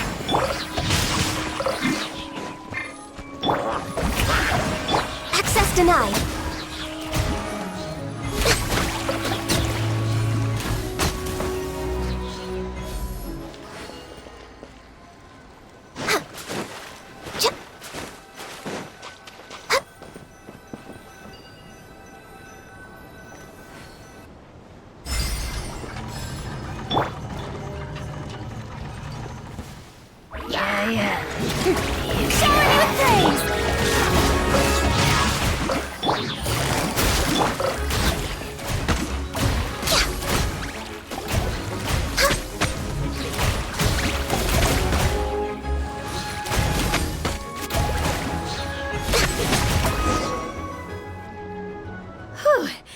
That's all of them.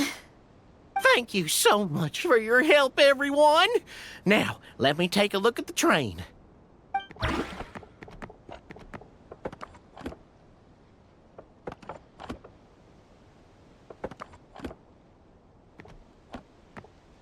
The carriage is a little scratched up, but there doesn't seem to be any real damage. And the engine's still operating normally, so I think we're good to go. Wonderful. Let's keep going then.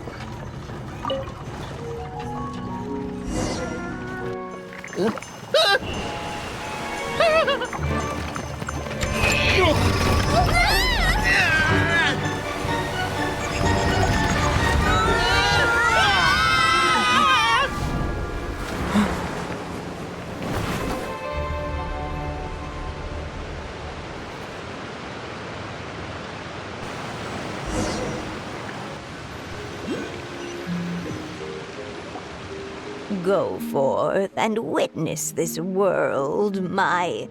Make sure to be nice to everyone. I leave it to you. Are you okay, Miss Nilu? I'm fine, but I think the traveler is still unconscious. We're lucky this guy caught us on the way down. Passed out from a little fall, did ya?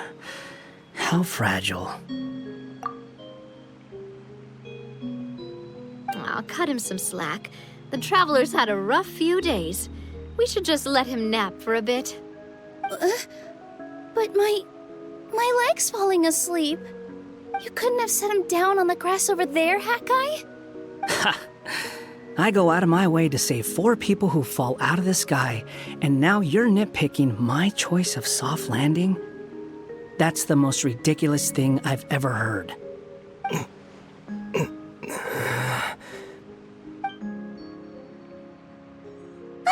He's awake! Morning, sunshine.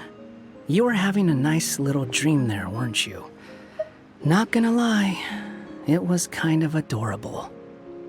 You and your friends fell from the top of that waterfall, and you passed out along the way. Guess someone couldn't keep it together. Sorry to break it to you, but crashing into the ground doesn't take you to another world. That kind of thing only happens in those stupid light novels they sell in Inazuma. Also, he kind of, set you down in Nilu's lap, so that's where you've been napping all this time. Paimon?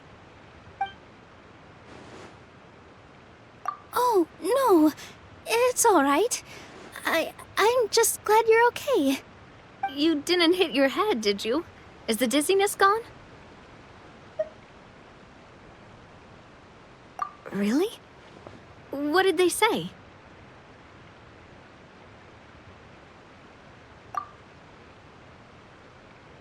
The fog you see around here can have a hallucinatory effect. Apparently, it's the work of that dragon. Maybe you inhaled some while you were freaking out on your way down. Traveler, Nilu, do you know this hat guy person? Oh yeah, he's a student at the academia. We met during the last Inter-Darshan Championship. He was representing the Vahumana Darshan. Well then, hello there, friend. I'm Navia, the president of Spina di Rosula. It's very nice to meet you. So, should I just call you Hat Guy as well? Seems like that's what everyone's calling you. Sure. Whatever. Wait, Hat Guy. What's that sword around your waist? An unwelcome encumbrance, that's what. I've had it ever since I woke up here. Tried to toss it, but no matter what I do, it always reappears. Such a pain. Anyway, if any of you want the hero sword, you can have it. Wait, it's called what? The hero's sword. Meant to be wielded by the hero. I know. Me of all people, right? The irony. What? You're the hero of this world? Will you calm down? It's just a dumb title. Oh, it's just that this entire time, we thought we were the heroes of the prophecy. Well, if it means that much to you, you're welcome to claim the title. You'd be doing me a favor. That's not the point! The real question is, if you're the hero, then where the heck have you been all this time? Looking for a way out. I heard there's a boat in this area that can bring you to another world. So I came to investigate. But look at the state of things around here. The lighthouse collapsed. The boat won't budge. I say we try to find a different way out. Huh. Paimon's guessing a voice told you what you were supposed to do here. That's what happened with Navia and Nilu, at least. You expect me to take orders from some disembodied voice? Hey, wait, where are you going? To find the so-called source of this world's misfortune. The dragon responsible for this whole mess. Wait, we came here to fight the dragon as well. Why don't we go together? Grab that dragon scale over there before you leave. It'll come in handy later. A dragon scale? Where? How did you know about it? What's it for? And... Have you ever considered keeping your questions to yourself? Because if you actually expect me to answer them all, we'll be here until the next Inter-Darshan Championship. You little... Paimon thought you might have learned some manners by now, but clearly not!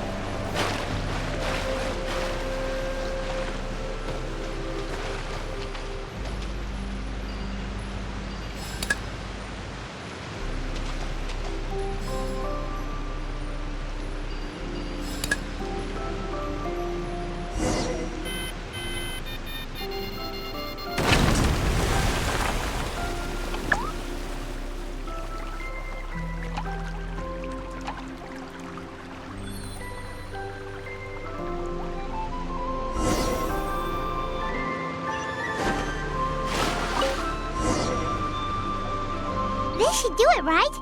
Wow, this scale is amazing! It turns everything it touches into something hard, almost like a toy block!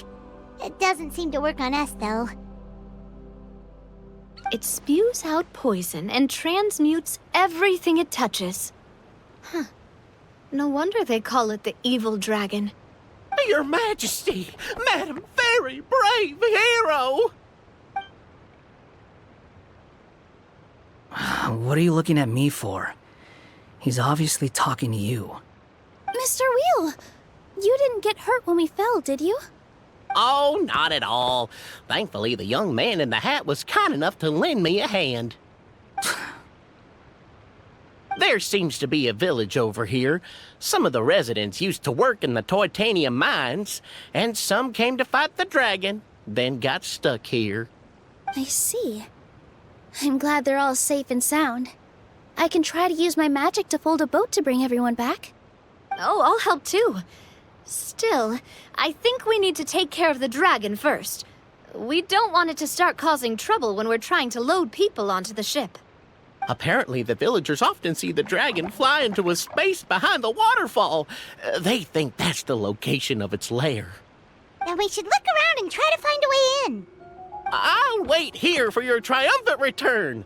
Your Majesty, brave heroes, please be careful.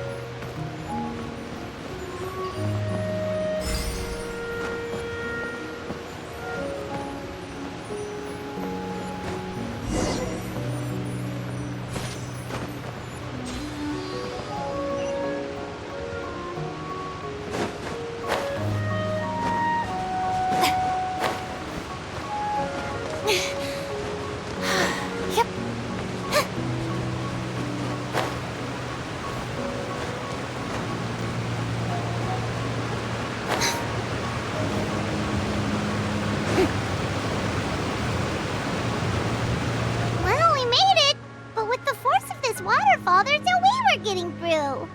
Quick, take out the dragon scale. Wait, but... No. Paimon doesn't need to ask you anything.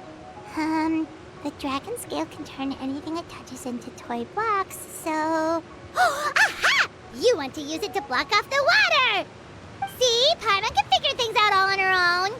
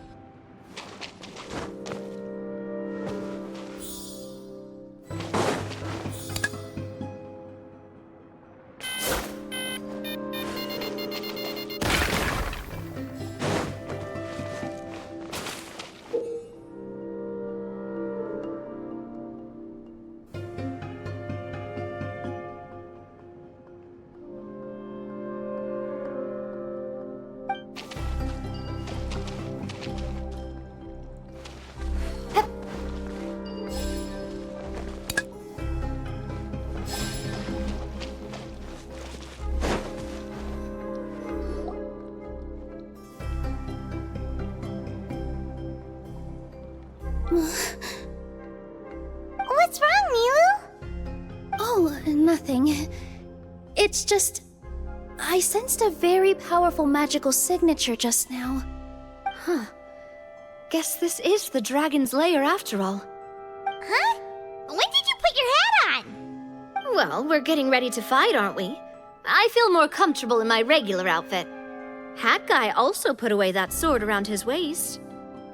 Should have never had to use this thing to begin with. Do you need to do anything to prepare, Traveler? Paimon's getting kind of nervous seeing everyone all serious like this.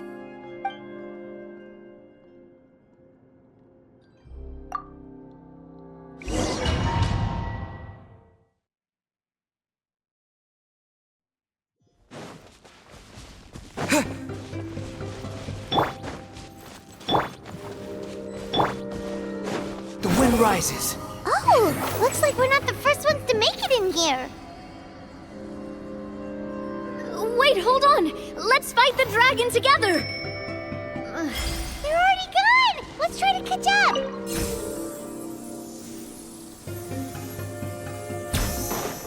Ooh, what's that sound? Is it an earthquake? Where'd they go? Reckless idiots. Following me.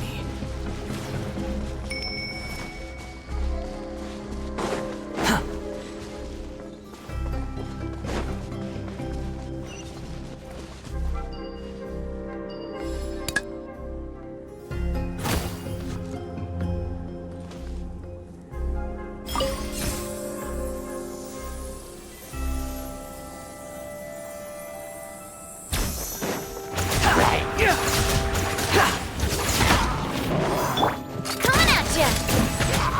With all my strength! Ha! Yeah!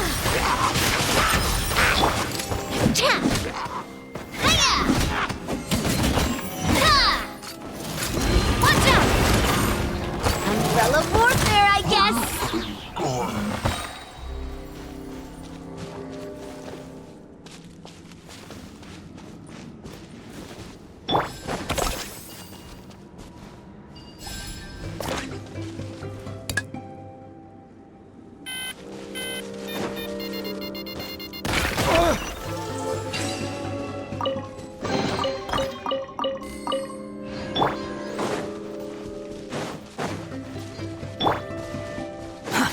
The wind rises.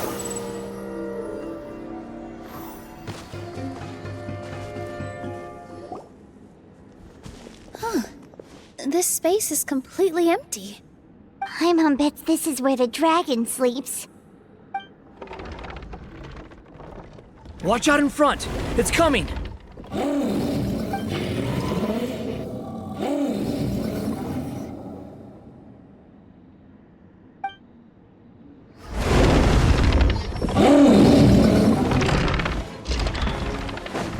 Whoa, that dragon is huge! Can it just attack us without warning?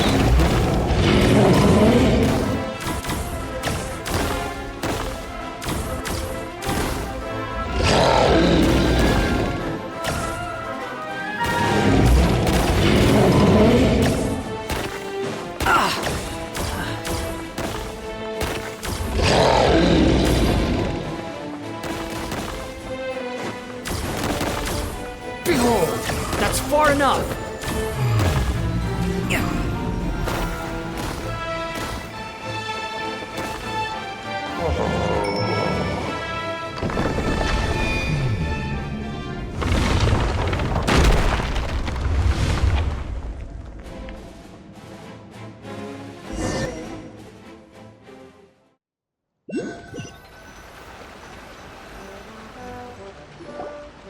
Look, he's here. Ah, another new soul has joined this world. But are you sure his fate will be as you described? Of course. My predictions are never wrong. I just don't like that kind of story. Then you need only do as you said, and let him find his own story within your fairy tale. You're right. Then listen closely, my child. Your name is...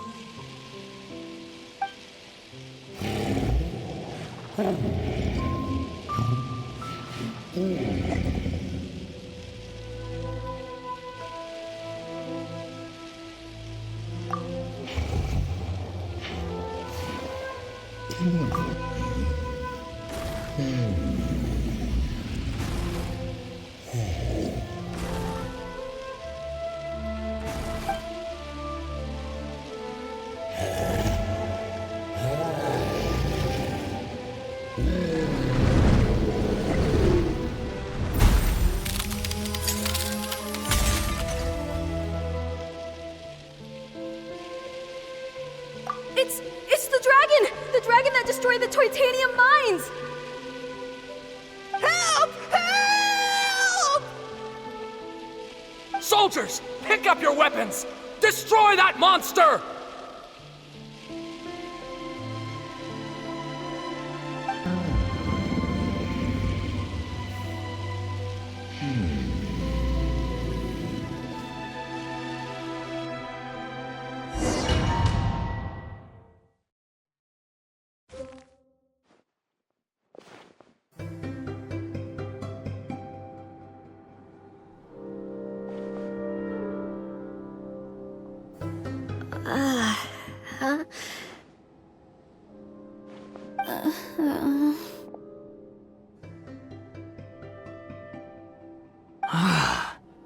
How many times am I going to have to save you?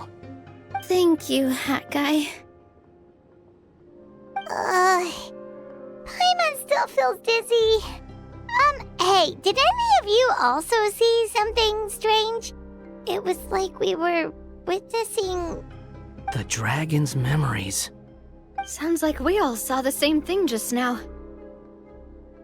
Well, we definitely saw a different side to the story.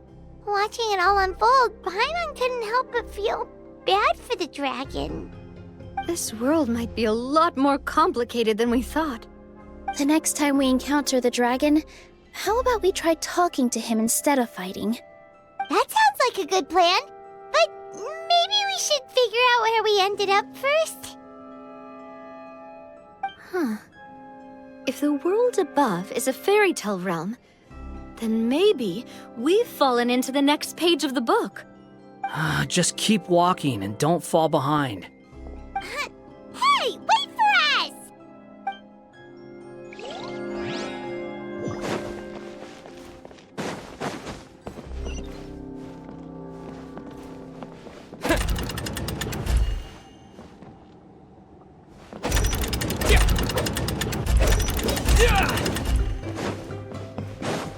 Wow, this place looks a lot different from the dragon lair.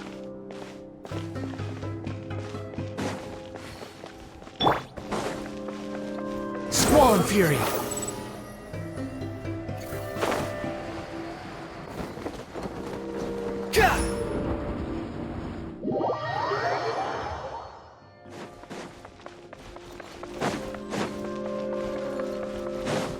Behold!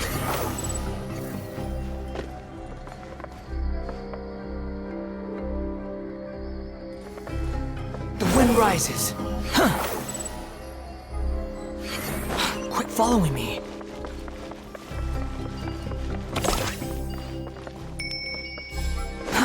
Too slow.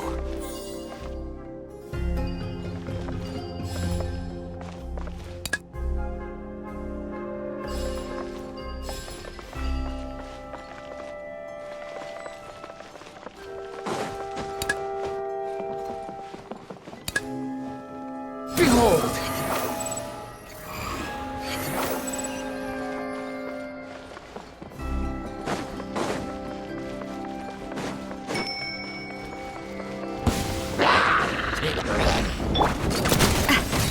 Hey there! Here! You!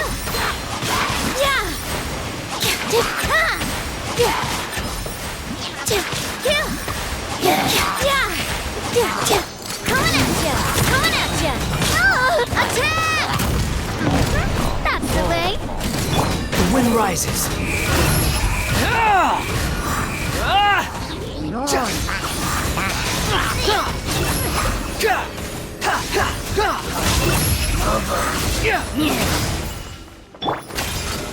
Coming at ya!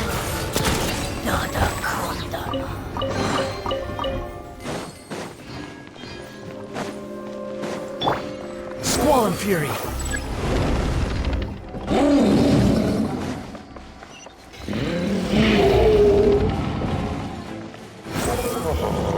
He seems angry. We just want to talk to you.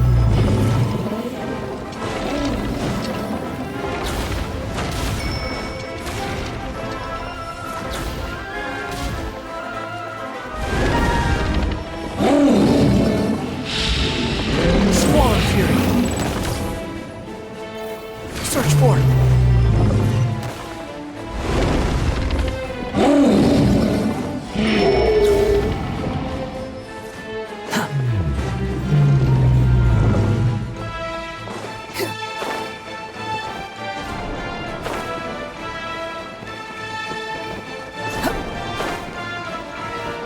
The wind rises.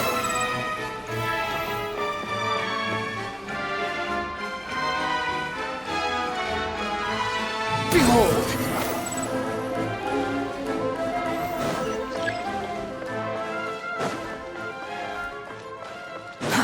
Too slow. Our home! It was destroyed by that evil dragon! The stars! It flew away with the Metropole stars! Oh no! We didn't get eaten by the dragon? The dragon just dropped us off here? That guy! You're getting too far away! Ah. He's just up ahead. Is he trying to lure us somewhere? Well, I'd say we were the ones who backed him into a corner. But we just want to ask him a few questions about his past. He's had year after year of people coming here to try to take his head. If you ask me, his reaction is perfectly normal. Maybe there's still something we can do to calm him down? I wouldn't count on it. Maybe his earlier attacks were just a warning, but now he's actually getting serious. Prepare for a final battle. Sometimes it takes a little force for someone to finally wake up.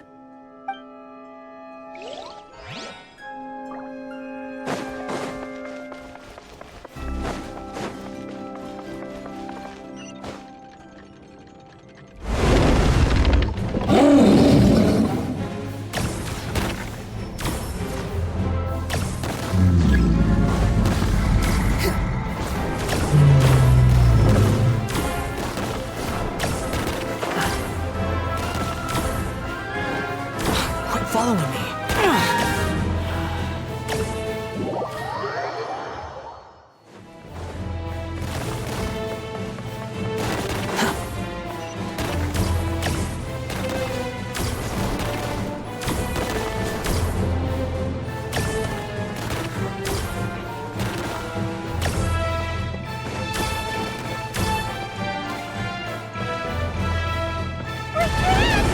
Stubborn beast. You really want to get beat up that bad?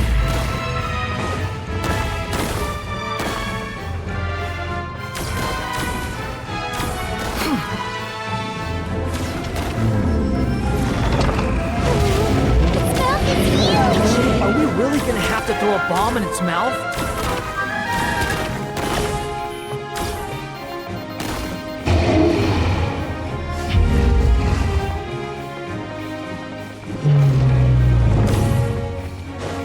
Watch out! If you fall, you're on your own this time.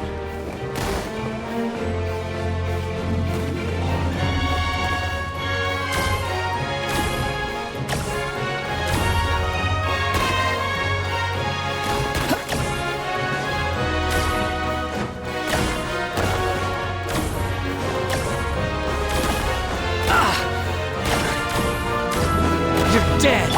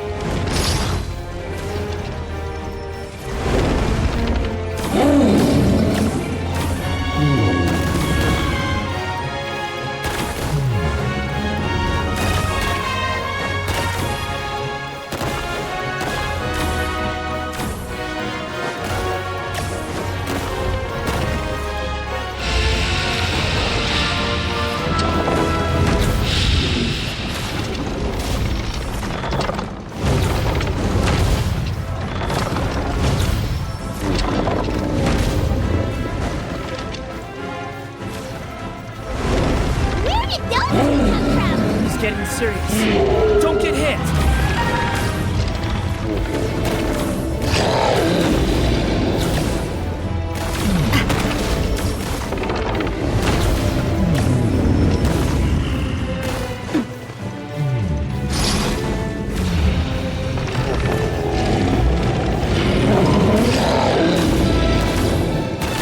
There's a bomb over there! Just like before! Throw the bomb right into its mouth!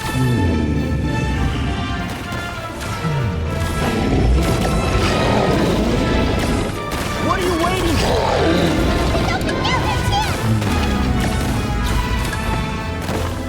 I'm fine.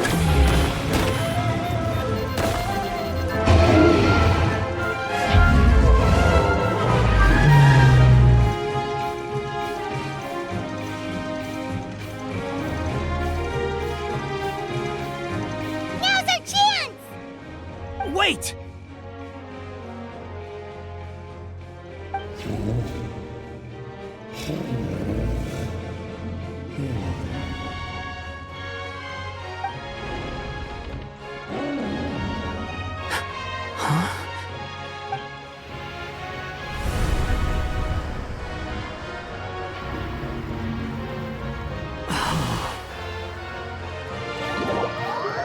Are we inside the black mist?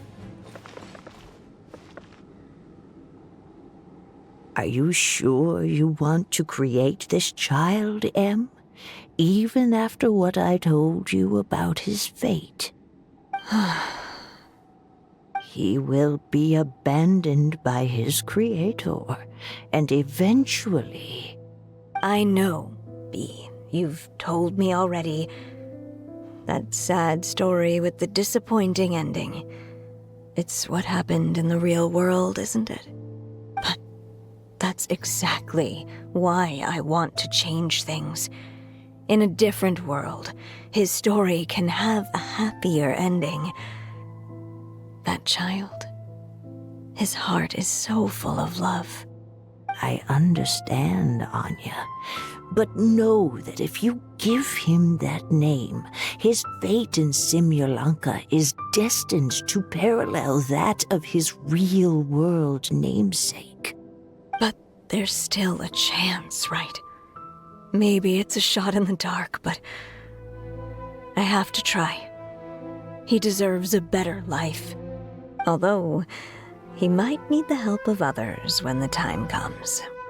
All right, my dear. The choice is yours. Since you're so persistent, let me tell you a secret. More boring fate talk.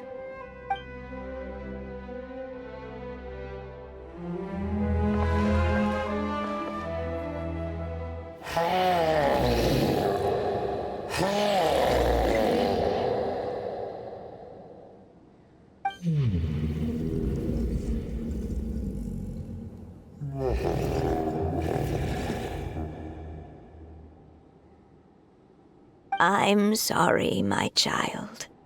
Unlike my friends, I don't have a long time to live.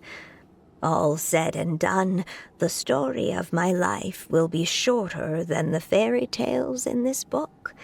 So I will have to leave your side, I'm afraid.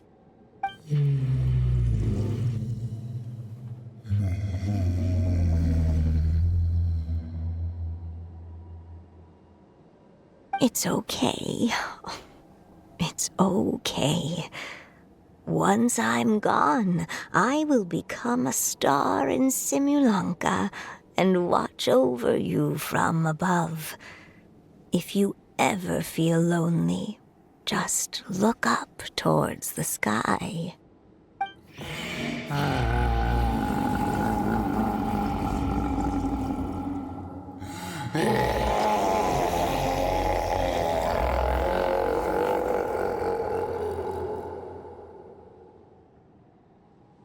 Go forth and witness this world, my child. Make sure to be nice to everyone. You'll meet good friends one day. I'm sure of it. That is my wish for your future. As for this world, I leave it to you.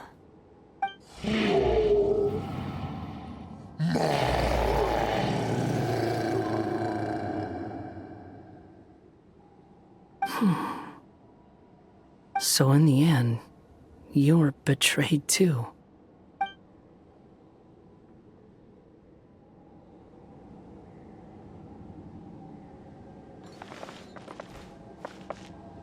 Hey, Mr. Dragon! He brought you some food. You must be hungry.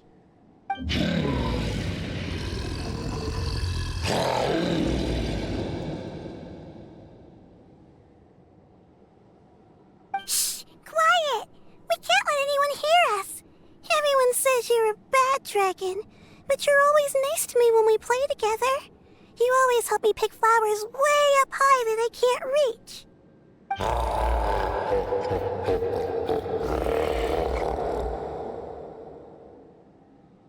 It's okay. Just keep hiding here, and tomorrow I'll... Oh no, my child! Help! Somebody help me! Save my child! The dragon's trying to kidnap her! No, Mom! It's not like that! Listen to me!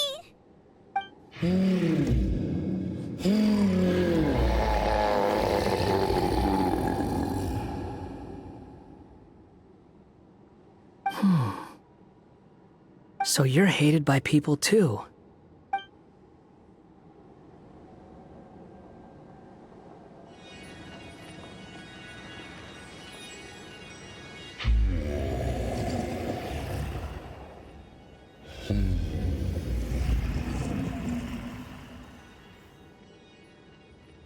So that's it. That's really your wish? To never have been born at all? That's not a fate you should wish for.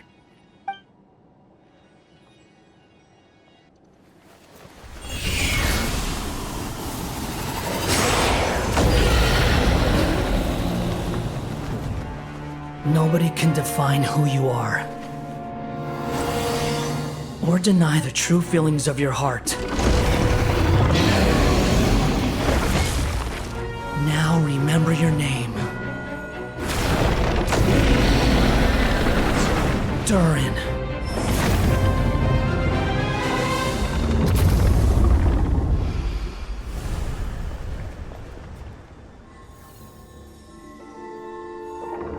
It's all right now.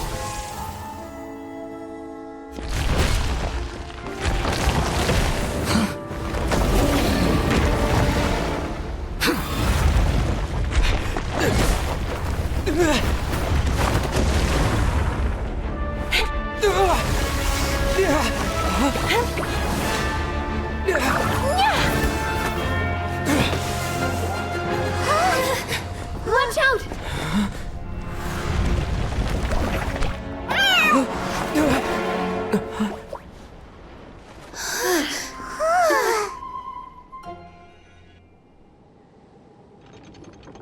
That was a close call. Are you guys all right? Back in Constellation Metropole, I heard people saying you'd gone to fight the dragon, so I followed you here. Right when I managed to catch up, I saw you fall through that hole. Wait, didn't someone else fall through just now? Shouldn't we do something?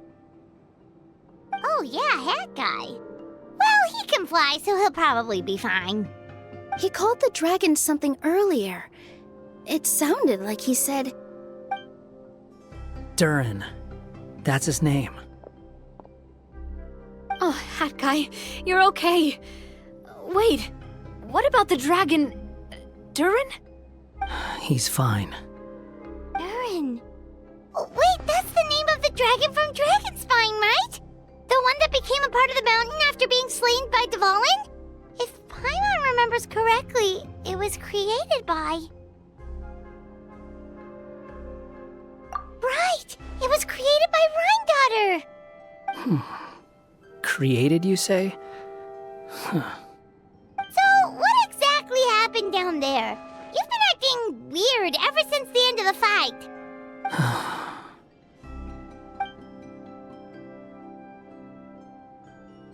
So that's the truth about Simulanka's evil dragon. What we saw in the mist weren't hallucinations, but the dragon's memories.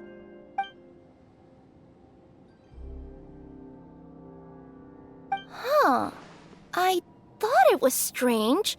The people around the Broken Sea are clearly stranded, but I never heard any stories about the dragon attacking the village. The people we met along the way are probably workers from the Toitanium mines, or guards who came here to claim the dragon's head. Durin probably allowed them to live here because there was nowhere else for them to go. When I first came to this world, a voice spoke to me and said, "You are the hero of this world. Now go forth and save the dragon." Who is the person behind this voice anyway? And why did they bring us all here? Come with me. The answer to all this can be found below.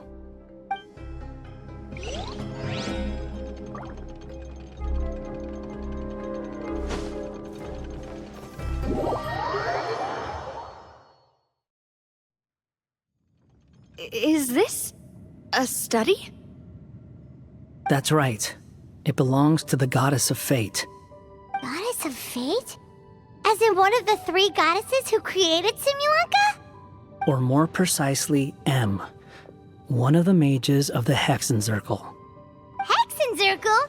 As in... Sorry, Paimon shouldn't just regurgitate everything you say. It's a lot to take in. She created the story of Durin. Well, the Simulanka version at least. These records should cover most of what you want to know, including the identities of the other 2 goddesses. Read them for yourselves.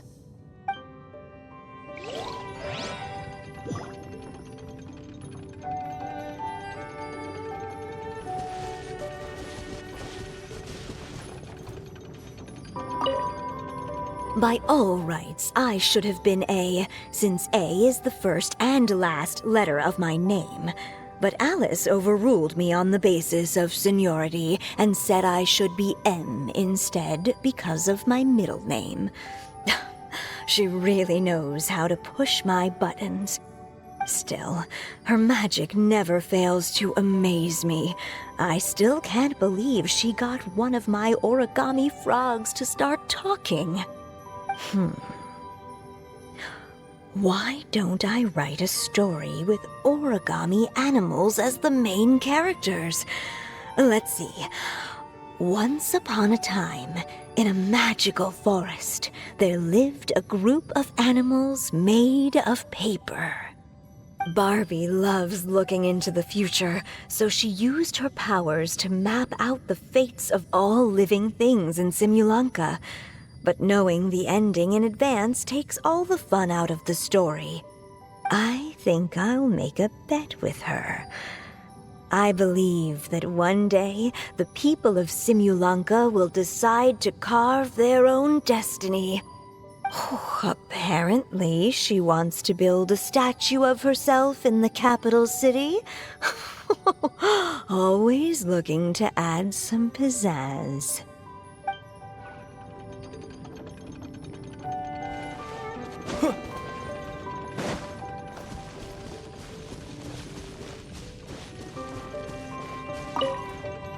My dear sisters, I fear my pen shall soon run dry. Even now, as I write this letter to you, my dexterity is all but failing me. Thank you for enjoying my stories and for creating this world for me.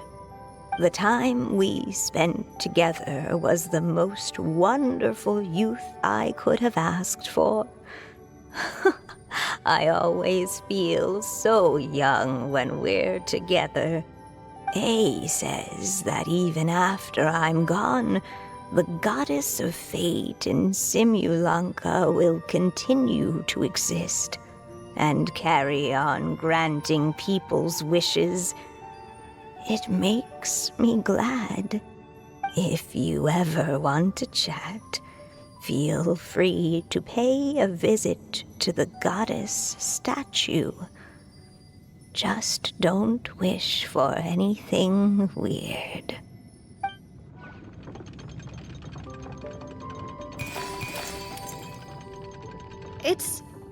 Simulonka Durin. And he's looking up at something. A star. This must have been after M passed away. This looks like a mine. Maybe the Toitania miners dug too deep? So deep that they dug right through to the world on the next page. Yeah. And now that you mention it, this miner's lamp looks really similar to the star on the previous page. The Forest of Blessings. This book has been recording Simulonka's history all along. Look at the size of those footprints. If that's every time he lands, then no wonder people are so terrified of him. So that's why you took the stars. Because you missed your mom.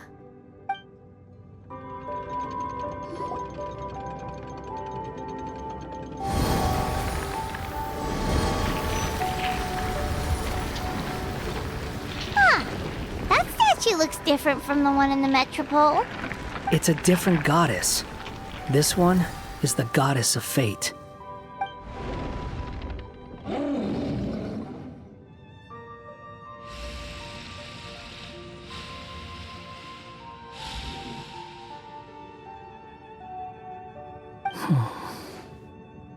It's all right now, Durin. Nobody here wants to hurt you. Don't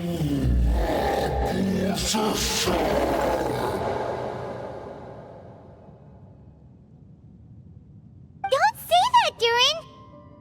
Paimon made a mistake. She was wrong about you. But it's nice to talk, isn't it? Now that we've all calmed down?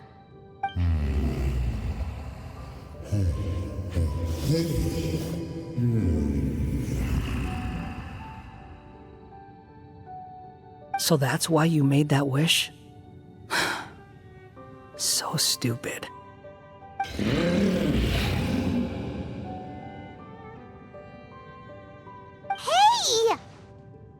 Anyone with eyes can see that all you want to do is get along with everyone.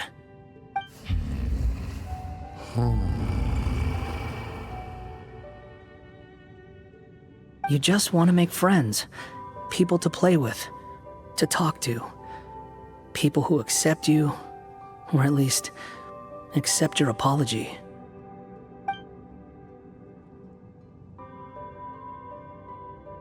Oh, you never hurt anyone. Heck, the idea never even crossed your mind. Sure, you scared a bunch of people half to death, but that's only because they had no idea what kind of dragon you really are. Yeah. If you had a heart-to-heart with them, I'm sure they'd come to understand you and see your point of view.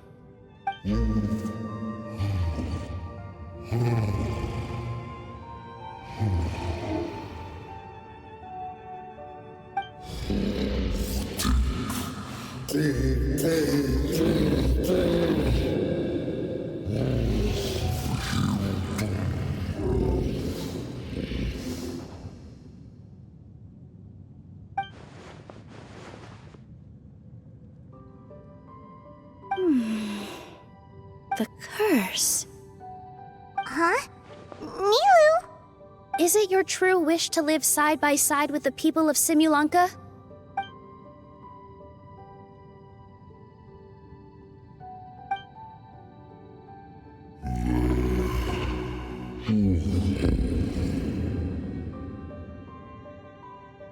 Then close your eyes and make a wish to the goddess of fate. We will help make your wish come true.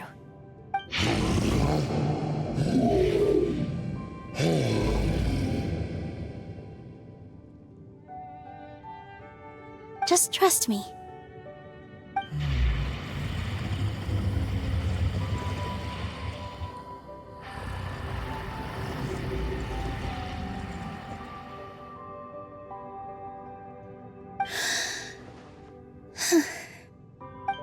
I, Nilu, the Forest Fairy, give to you my blessing and welcome you as a dweller of the forest.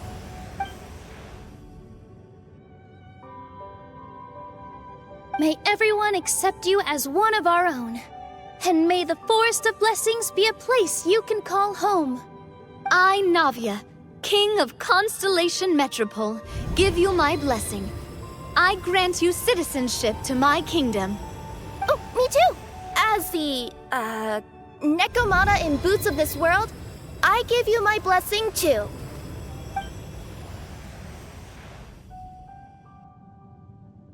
Wait, what's going on?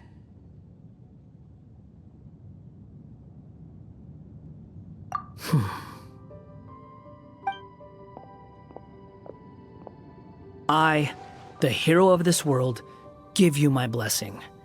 I recognize you as a resident of Simulanka. May you find acceptance in this world. Also, speaking as someone who'd like to be your friend, I wish you all the best for the future.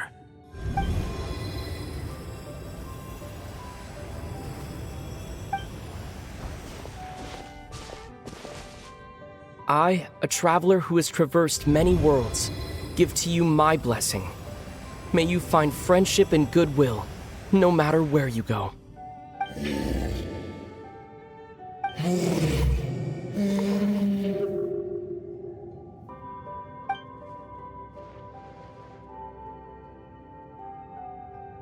As for this world, I leave it to you. Huh? What? Why are you all staring at me? Huh? My claws? Are these my claws? And my wings? My tail? Does this mean... Wow, you look so cute. Quite a radical transformation. Not that there was anything wrong with the way you looked before, of course. It's just... you get what I mean. How do you feel? Are you happy with your new appearance? Does anyone have a flower with them? Or even just some water or paper from this world? Oh, I do actually. Here you go.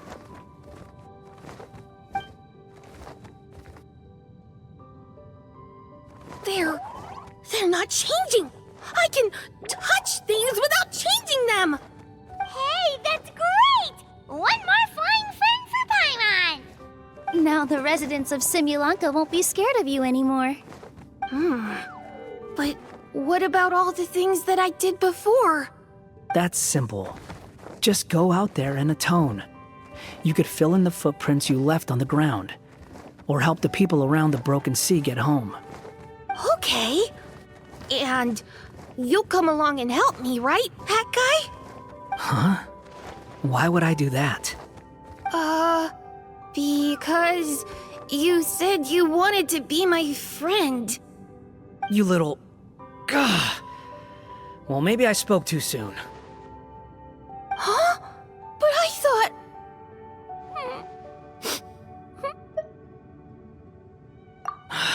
All right, fine. I'll go with you. Really? Yes, really. Lying to you would be no fun anyway. Oh, thank you! You're the first friend to call me by my name! Let's go back up. I'm about to suffocate down here.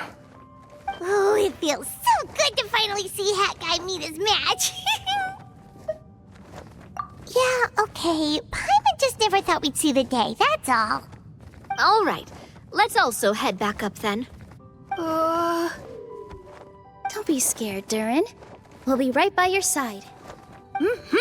Thank you for your blessings, everyone! Oh, this is the happiest day I've had in a really long time!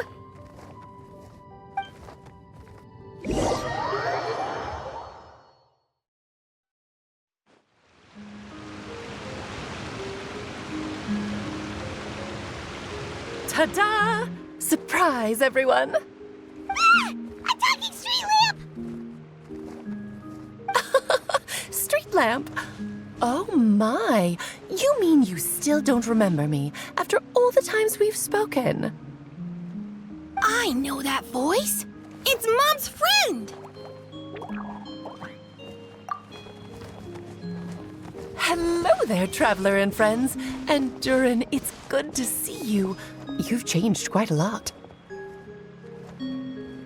fact, you look so different that perhaps I should call you Mini Durin. Mini Durin, huh? Yeah, I like the sound of that. It's nice being smaller. You must be one of the 3 goddesses of this world. Are you the goddess of creation? Yep, that's right. But although it's the most impressive sounding of the 3, to be honest, we all made an equal contribution toward the founding of this world. If you've ever read any of M's stories, you'll know just how enchanting the worlds are that she writes about. So enchanting that I just had to step inside and explore it for real.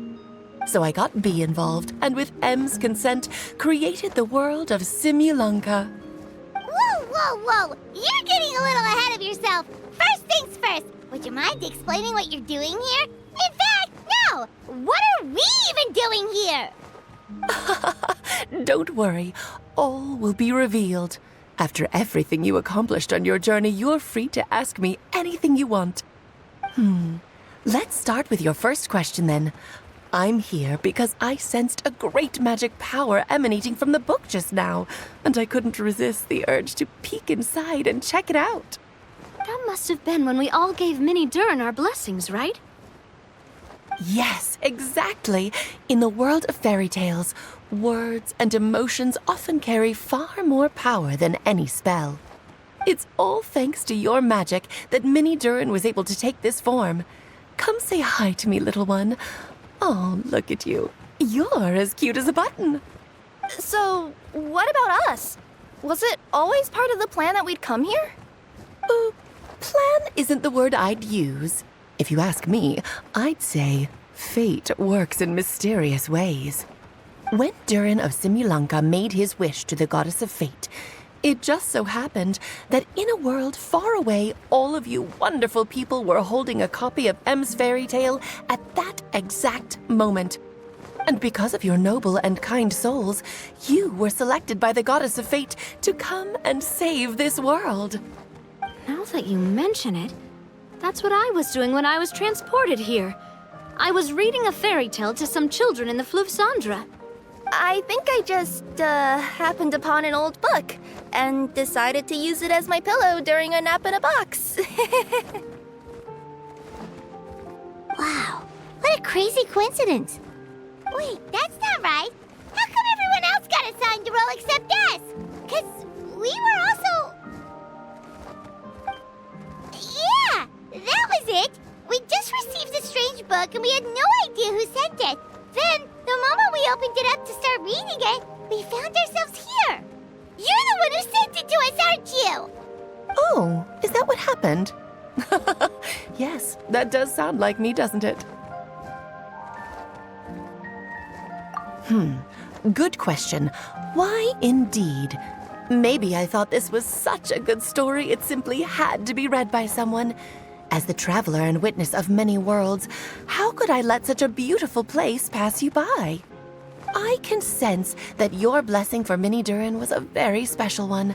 With this blessing from beyond the story, he might even be able to explore worlds outside of this one. Teyvat, you mean? That's right. In fact, back when we were first creating Simulanka, Em told us that she hoped the people of this world would one day be able to explore the wider world beyond. Every story has an ending, but if the story becomes reality, it should have the right to choose its own path. So, in other words, the predestined lives these people lead were always going to disappear one way or another. Wait, so even if the people here get to go to other worlds, surely there's gotta be a way we can leave too, right? Don't you realize you've been able to leave all along? Huh? You can either take the boat at the Broken Sea or touch the giant bookmark at the Cliff of Prophecy. All you need to do if you want to leave is focus on the place you want to go. How were we supposed to know that if you never told us? Huh, didn't I?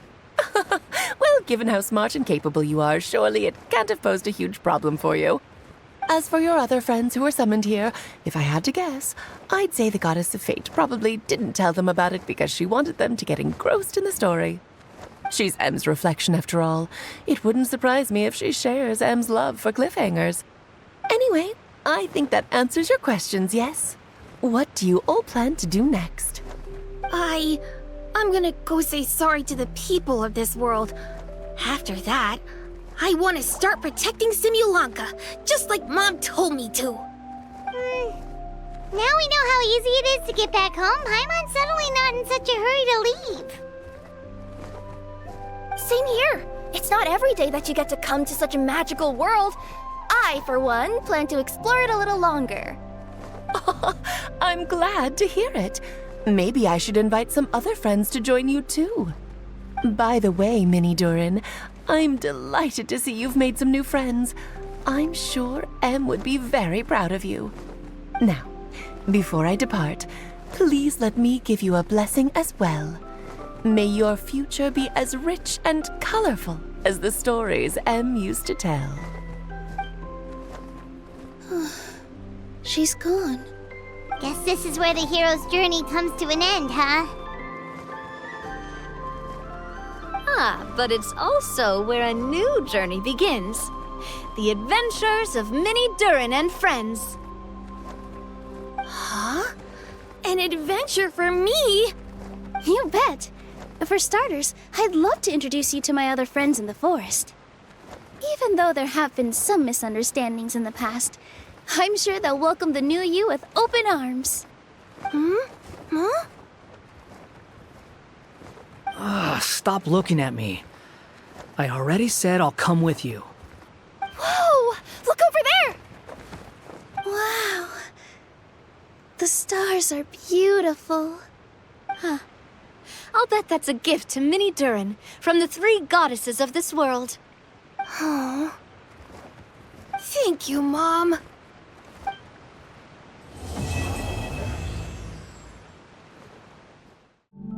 Should we really be off? It's been a while since our last adventure.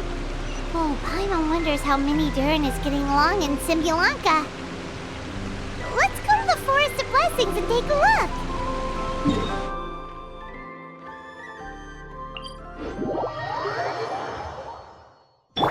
Take it easy.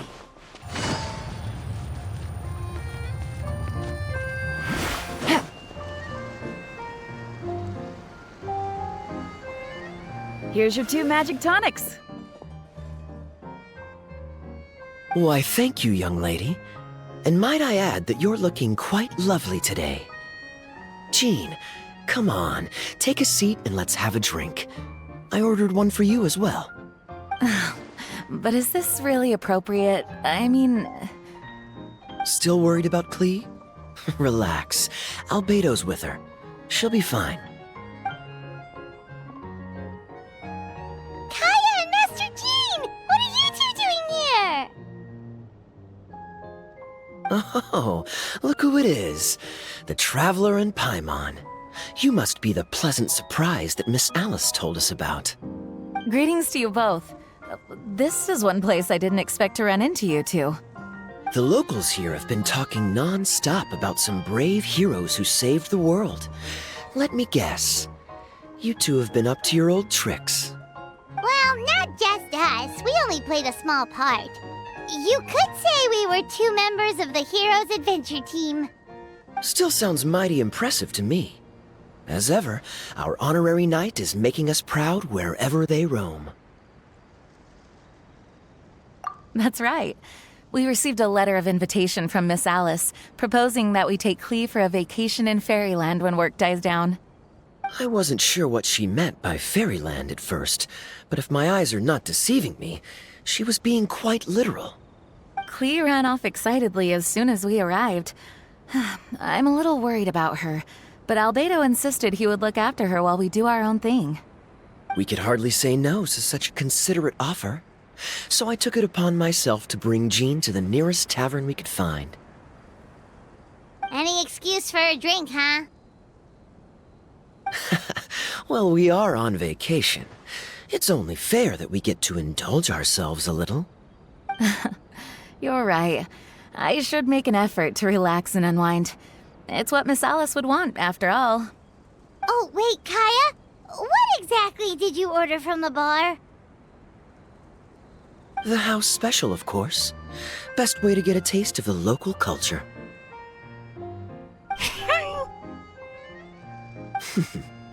Why are you making that face, Paimon? Nothing. I'm just perpetually amused by your lifestyle, that's all. Go on, drink up. Something tells me I need to tread carefully here. Let's see, it's got a lovely color, but how about the taste? Ah.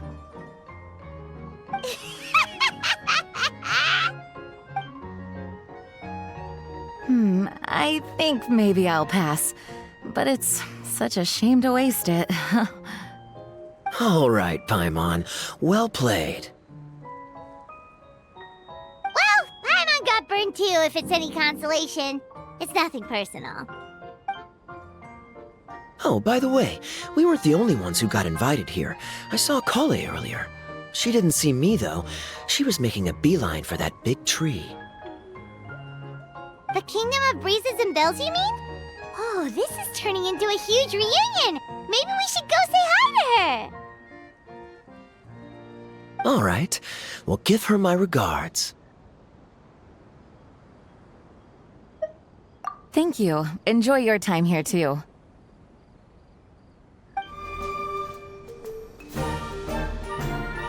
The structure of the tree houses here is nothing short of amazing. I have to write it down so I can tell Master Tighnari all about it later. Hey, Kale! You scared me. Traveler and Paimon? You got invited here too?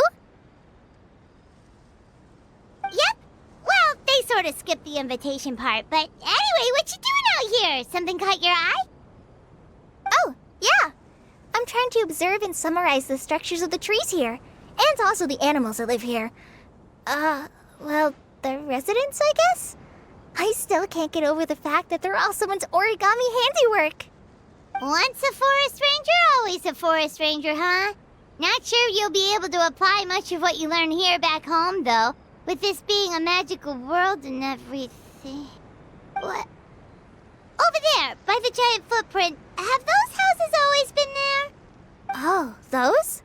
The local flying squirrels told me that they were built by a small dragon and some guy wearing a hat. Oh, that must have been Mini Durin and Hat Guy. Any idea where they went?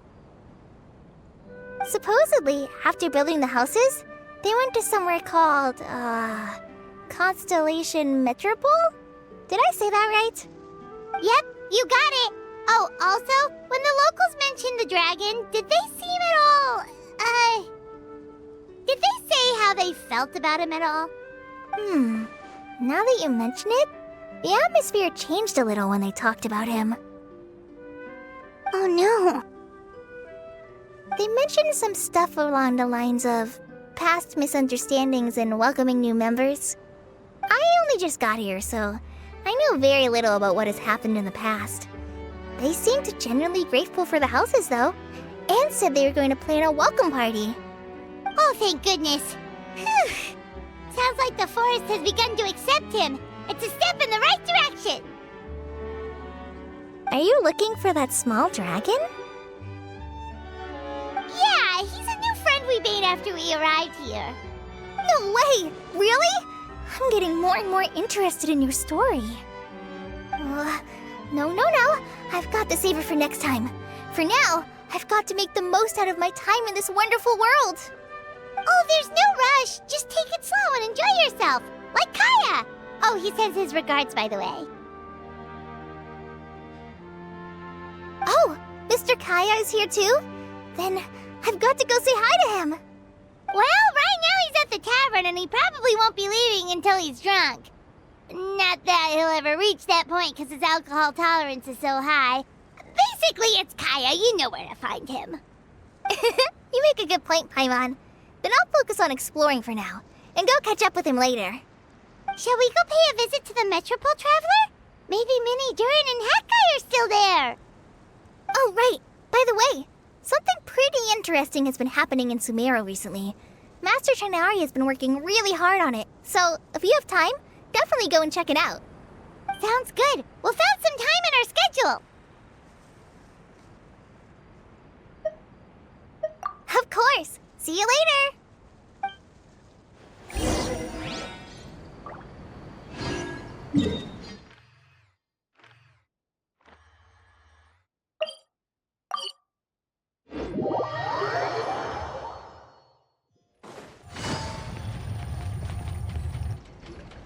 What? Are my eyes deceiving me? There is no way. I can't believe it.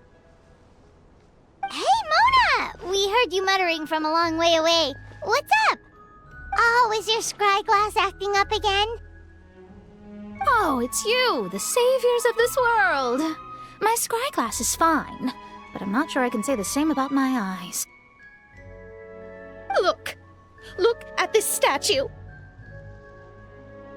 What? Is it broken or something? Looks fine to Paimon. That's your master, right? AKA the goddess of prophecy? I refuse to believe it.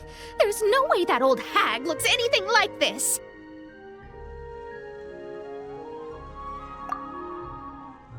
When she was younger. Oh, actually, now that you mention it, this does remind me of the fashionista phase she wrote about in her diary. She can't hear me, can she? I swear I just got chills down my spine. Either way, it's probably a little rude to talk about her right under her statue. But how do you know it's a statue of her if you never saw her as a young woman? I did a quick scry when I came into this world, and when I saw the stars' reflections, I was at a loss for words. It looks like fate in Simulanka is based directly on Tevat, a projection of real-world fate to form an image of reality. Or in layman's terms, basically, the creator made this world inside a mirror or a lake, and this world is the reflection. Still sounds pretty impressive. The more I scried, the more familiar everything looked. It's her work, there's no doubt about it. Even so, everything's far more complex than I'd imagined. Trying to decipher it all is giving me quite a headache. I also asked the locals about her. They call her she who has dominion over the stars and the course of fate itself. Not even a pretense of humility. Clearly, she let the role of creator goddess get to her head. Not that I'm surprised in the least, of course. It certainly matches the tone of her diary. Anyway, we should change the topic. Oh, so Mona, have you seen a small dragon around by any chance? He's about the same size as Paimon, but with tiny little wings. Ah, you mean the one that caused all that trouble? I haven't seen him for myself, but I heard that he came to the Metropole not long ago to formally apologize for his actions. Apparently, he brought a huge stash of Toitanium and plant oil to make amends. Most people accepted his apology, although there are some who said that they'll reserve judgment until they've seen how he acts in the future. Oh, okay. Do you know where we could find him? One moment.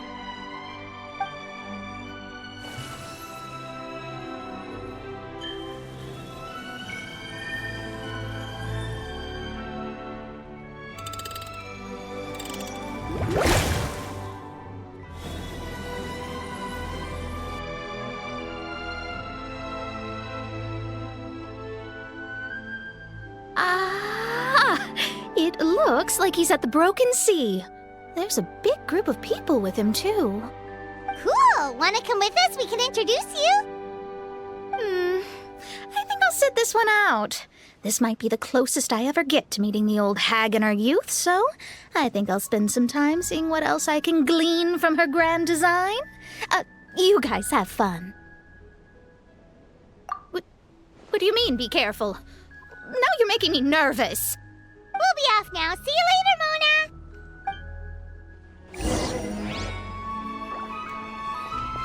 Creating a whole world starscape is no easy task.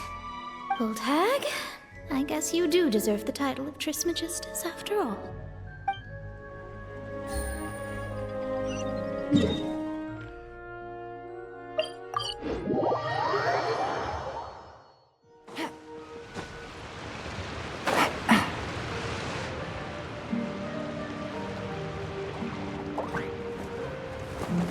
Osvaldo Hafnavines! Does thou see what I am seeing? tell me that my all-perceiving Aug de Verurtelang deceiveth me not. Your eyes see true, mein Fräulein. Very well. Then, as sovereign ruler of the Immenachreich, I extend to you both my greetings, O Night Dragon from the land of the Thousand Stars and his hat-wearing servant. Who did you just call a servant? What mein Fräulein means to say is, hello, it's a pleasure to meet you. Pleasure to meet you too. But Hat Guy's not my servant. He's my friend. Now you're over-explaining. Hat Guy, Mini Durin! Found you at last. Whoa, and Fischl's with you too? Oh, greetings, Outlander blessed by the Immenachreich. How honored you are to meet your prinzessin beneath the stars of another sky. Clearly a decision made by fate itself. Mr. Honorary Knight, Paimon!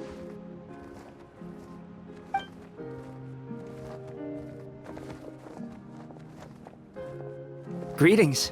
You both look well. Hey there, Klee! Have you been having fun here? Yup, loads and loads of fun! There are so many cute animals, and a magic train that was really long, and a huge, huge castle, and a king lives there and everything! I've been taking Klee to see all the sights. It's been a very enriching experience. Alice's magic is truly outstanding. Yeah, Mom's amazing! Klee wants to build a great big house now, too! So, your mom and my mom were friends? Mm-hmm. Our moms were friends, which makes you my big brother. My mom used to read your mom's stories to me all the time. They were great! Big brother? Wow! Thank you, Klee! Can I go play with Klee, Hat Guy? Suit yourself. Albedo, can I? Go on. Just don't go too far away. I'll come pick you up later. Yay! Come on, Mini Durin! Do you want to come play with us too, Fischl? Your prinzessin accepts your invitation. Rejoice! Though you may be concealed by fog, still you shall have the good fortune to witness the true might of the Aug de Verurtelang. What mein Fräulein means to say is, perhaps we can all play hide and seek together. Mein Fräulein is it. Hooray! I love hide and seek! Oh, me too!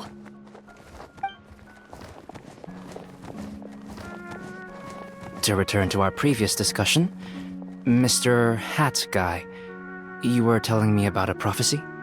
I heard B talking to M. What she said was... Since you're so persistent, let me tell you a secret. Our child will one day rise from the dead. Is she saying that Dragonspine Durin will come back to life? I only heard it in a memory, so don't hold me to it. Understood. My recent observations at Dragonspine lend credence to this prophecy as well. Durin's heart has slowly but surely been growing in vitality. The process is extremely slow, but the trend is clear. What should we do? To start with, plan for every potential scenario, including, of course, the worst-case scenario.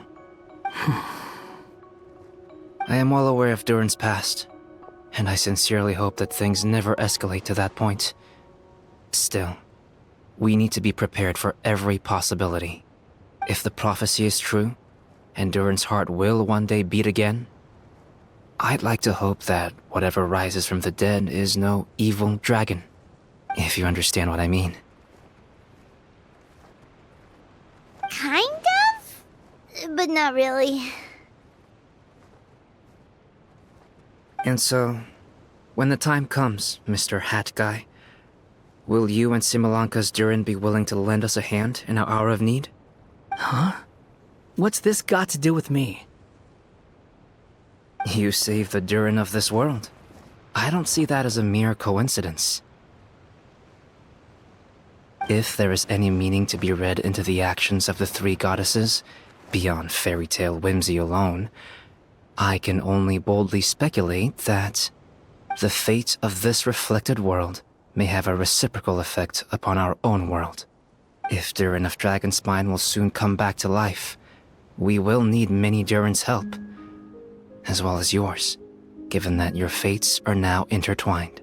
Well, that's a nuisance. To be sure, it certainly won't be easy. Albedo! There's a flying paper ship over there! Can we go see it together, please? Sure. 2 seconds, I'll be right with you. Please give my suggestion some thought, Mr. Hat Guy.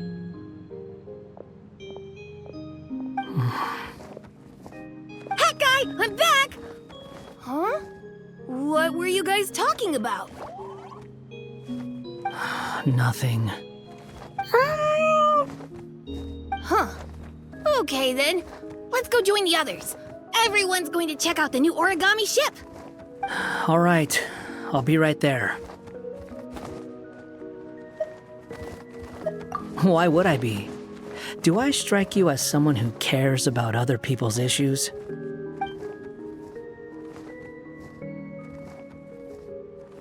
Quit trying to guess what I'm thinking. I'm leaving.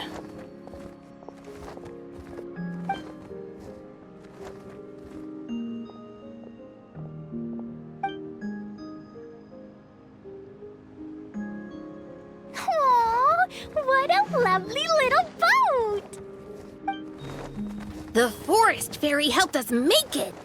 Paimon just realized there's a lot fewer people around the Broken Sea now. Guess most of them have made their way back to the Metropole. Does this boat have a name? I can't see one anywhere. Huh? A name? Every boat has a name. At least, all the ones I've seen before. They're usually symbolic names that represent something aspirational.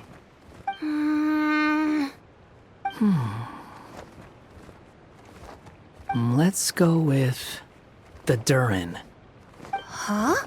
You want to name it after me? Oh, you mean to wish Mini Durin a safe voyage as he sails into a new chapter of his life beyond this world? Your princessin approves. Let this vessel bear the name of the most esteemed dragon of the night. The Durin. Let's call it that then. Thank you, Hat Guy. Also, can I ask you a favor? Go on. Remember how Mom's friend said I should be able to leave this world? Well, I want to pay a visit to your world. Just a quick trip, can we? Huh? Is that a no? Paimon thinks that's a great idea. If the people of Simulanka are allowed to go to Teyvat, then what's the problem with taking Mini Durin there for a visit? I'm assuming I'll have to be your bodyguard while we're there. I can protect myself. And I'll do what you say. I won't fly off on my own, I promise. Please, can I go? It'll be up to you to stick close. If you disappear on me, don't expect me to come looking. Got it! I'll stick close! Why don't you take the Durin? Now you've given it a name, it'll be a maiden voyage for the boat and a brand new journey for you. Are you leaving, Mini Durin? Okay. Well, make sure you come visit me in Mondstadt so we can play together again. Klee will draw you a map to show you the way.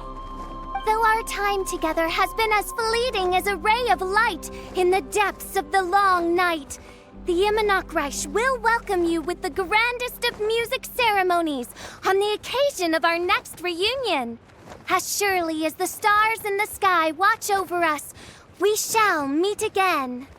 What Main Fräulein means is that you're always welcome to visit her at home as well.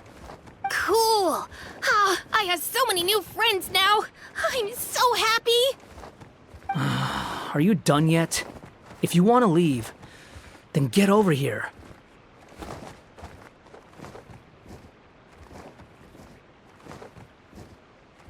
Thank you, everyone! Thank you so much! The blessings you gave me are more precious than any treasure, and more beautiful than any fairy tale!